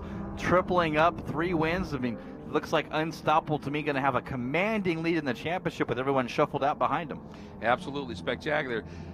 Well, you're up and ready to go. We know where you're heading. Off to Victory Circle to find out exactly what happened from our winners in what has been another fascinating race in the touring car divisions. We'll be hearing from Jeff in just a moment as we watch Johan Swartz last time through turn number 12 and now into this 13, 14, 15 complex. Then we'll see him in that triple right-hander heading to the line. There is Jason Wolf, defending class champion in the Touring Car A category, back once again in the Wolf Trucking Kinetic Motorsports Kia Forte Coupe, and he has been absolutely superb today. Yeah, you know, he's good in the dry, but I'll tell you what, you put him in a car on, we thought it was just his knowledge of Mid-Ohio. Well, we know better now. He is gifted in the wet and has shown it once again, and he understands what's going on here. Be patient. You've got a nice margin. Now eases by Jason Fichter. Didn't mess up Jason's race. Good stuff for sure by Jason Wolf. But now watching Johan Swartz, one more corner, and he is going to sweep the weekend in terms of victories in these 3 races at the season opening round of the 2015 Pirelli World Challenge. Here he comes. Phenomenal race. Johan Swartz in the Chevy Sonic brings it home for the 3rd consecutive win over these last 2 days, and here he goes, bringing home his first win of the 3 days. Your defending champion, Jason Wolf, in the Wolf Trucking Kinetic Racing Kia Forte Coupe. Congratulations all, and still showing Felipe Mergic and Tony Rivera 2nd and 3rd. Assume they're going to finish that way. Jason Fichter, once again, that Surf Fire and Security Mini Cooper, just a superb day, and very, very happy for him. And we'll see whether Glenn Nixon is able to hang on for 3rd in that Racing.ca laptop screen and Nixon Pro Sports Mini Cooper. But overall, Vesko Kozarov bringing home the win, and then the 2 Mac Papers Hastings Fiberglass Porsche Caymans of teammates 03 Corey Friedman and the 04 of Cody Ellsworth. 4th, another of the Porsche Caymans, the 00, the US LED Axis Roofing machine in the hands of rookie Corey Fergus, and then Jason Cherry in the team Skull Candy Nissan Altima. The Autism Society machine brings it home in 5th. But there is Vesko Kozarov, aggressive start right off the get-go, jumping from the 6th spot into an early lead, opening up a big, big margin, and then just driving to perfection, controlling the race right to the very end. And a superb drive by that man. So, well, I'll tell you, it has been a fascinating weekend here. We have put these classes to the absolute test, starting with the potential for sleet and ice on the track Friday morning. That never quite materialized, but there was an overnight rain, and then it was cold, and I mean real cold on the first day. So teams had to deal with very frigid temperatures. Then they had to deal with decent weather, but not particularly warm, but dry on Saturday, and then just a deluge starting about midnight, and dealt with that. So every time these cars took to the track, they had different conditions, and these drivers were absolutely superb. And there's a look. You see the winning car. There's 2nd place, and a good job by 03 Corey Friedman. Just a phenomenal weekend of racing, and great to have this team. You see it on that rear upper part of that rear fender, Autometrics. That's the name of the team. and they really have been superb here this weekend. So congratulations to all of the drivers in each of the 3 divisions, Touring Car, Touring Car A, Touring Car B, just putting on an absolutely superb show. And, you know, we've had a little bit of contact here and there, but not one caution for these guys today other than an occasional yellow flag on a corner. And in these conditions, that really says something. As there's 2 of our class winners enjoying their lap here. Johann Schwartz, right behind him, Jason Wolf, Touring Car B, Touring Car A winners. And you also saw Jason Fichter there as he's working his way around the track. And boy, I'll tell you, it has been a superb weekend of racing. And I believe we've got Jeff Lepper has probably made his way down into the victory circle area. So pretty quick here, we're going to be hearing from him and finding out just what unfolded from the driver's seat perspective of our winners here in Circuit of the Americas. All part of the Nissan Grand Prix of Texas presented by Motul. And I just put that together. Kozeroff got to be smiling doubly big because, of course, he's driving a Nissan. And you bring it home for the event title sponsor. That's a good day of racing. And it's been a good weekend of racing on top of it here at Circuit of the Americas and the Nissan Grand Prix of Texas presented by Motul. And there's Rick Kulak of Nissan. He's absolutely delighted. I mean, he managed a late program to get 2 of those phenomenal Nissan GTR, GT3 machines into the GT ranks, sort of completing the package for Pirreli World Challenge, having all the top GT3 cars from around the world racing here. But he also understands you've got to support the other classes as well, and these 2 Nissans. You can see Nismo right there on the side of that Nissan. That means they're getting some pretty good support and assistance from the Nismo, the Nissan Performance Arm, which is Nismo, Nissan Motorsports is what it's the abbreviation for. So an absolutely superb day of racing. So, boy, I'll tell you what, it has been a treat. And there you take a look at it. It's all done. And it has been a fabulous day of racing, even with the rain. And obviously, that affected the crowd and the like. And everybody who didn't make it here, we feel sorry for you because it has been an exceptional weekend of racing. And to end it with this race, the Touring Car Division's round 3 of the triple header, was spectacular. That's it from Circuit of the Americas. For Jeff Lepper, I'm Greg Creamer. Thank you so much for joining us. We'll see you next time, everybody. Today's coverage of the Pirreli World Challenge Championships is being brought to you by Nissan, innovation that excites, by Motul, official lubricants of the Pirreli World Challenge, and by the Kia Optima, not your average midsize sedan. Its effects on society really came about because, not because I was selfish and wanted one for myself, which I did. It's because I had a passion my whole life. I wanted to teach myself to build computers. I wanted to build these things for free. I just wanted to do it for the world. And, you know, when you want something, that's what you do the best.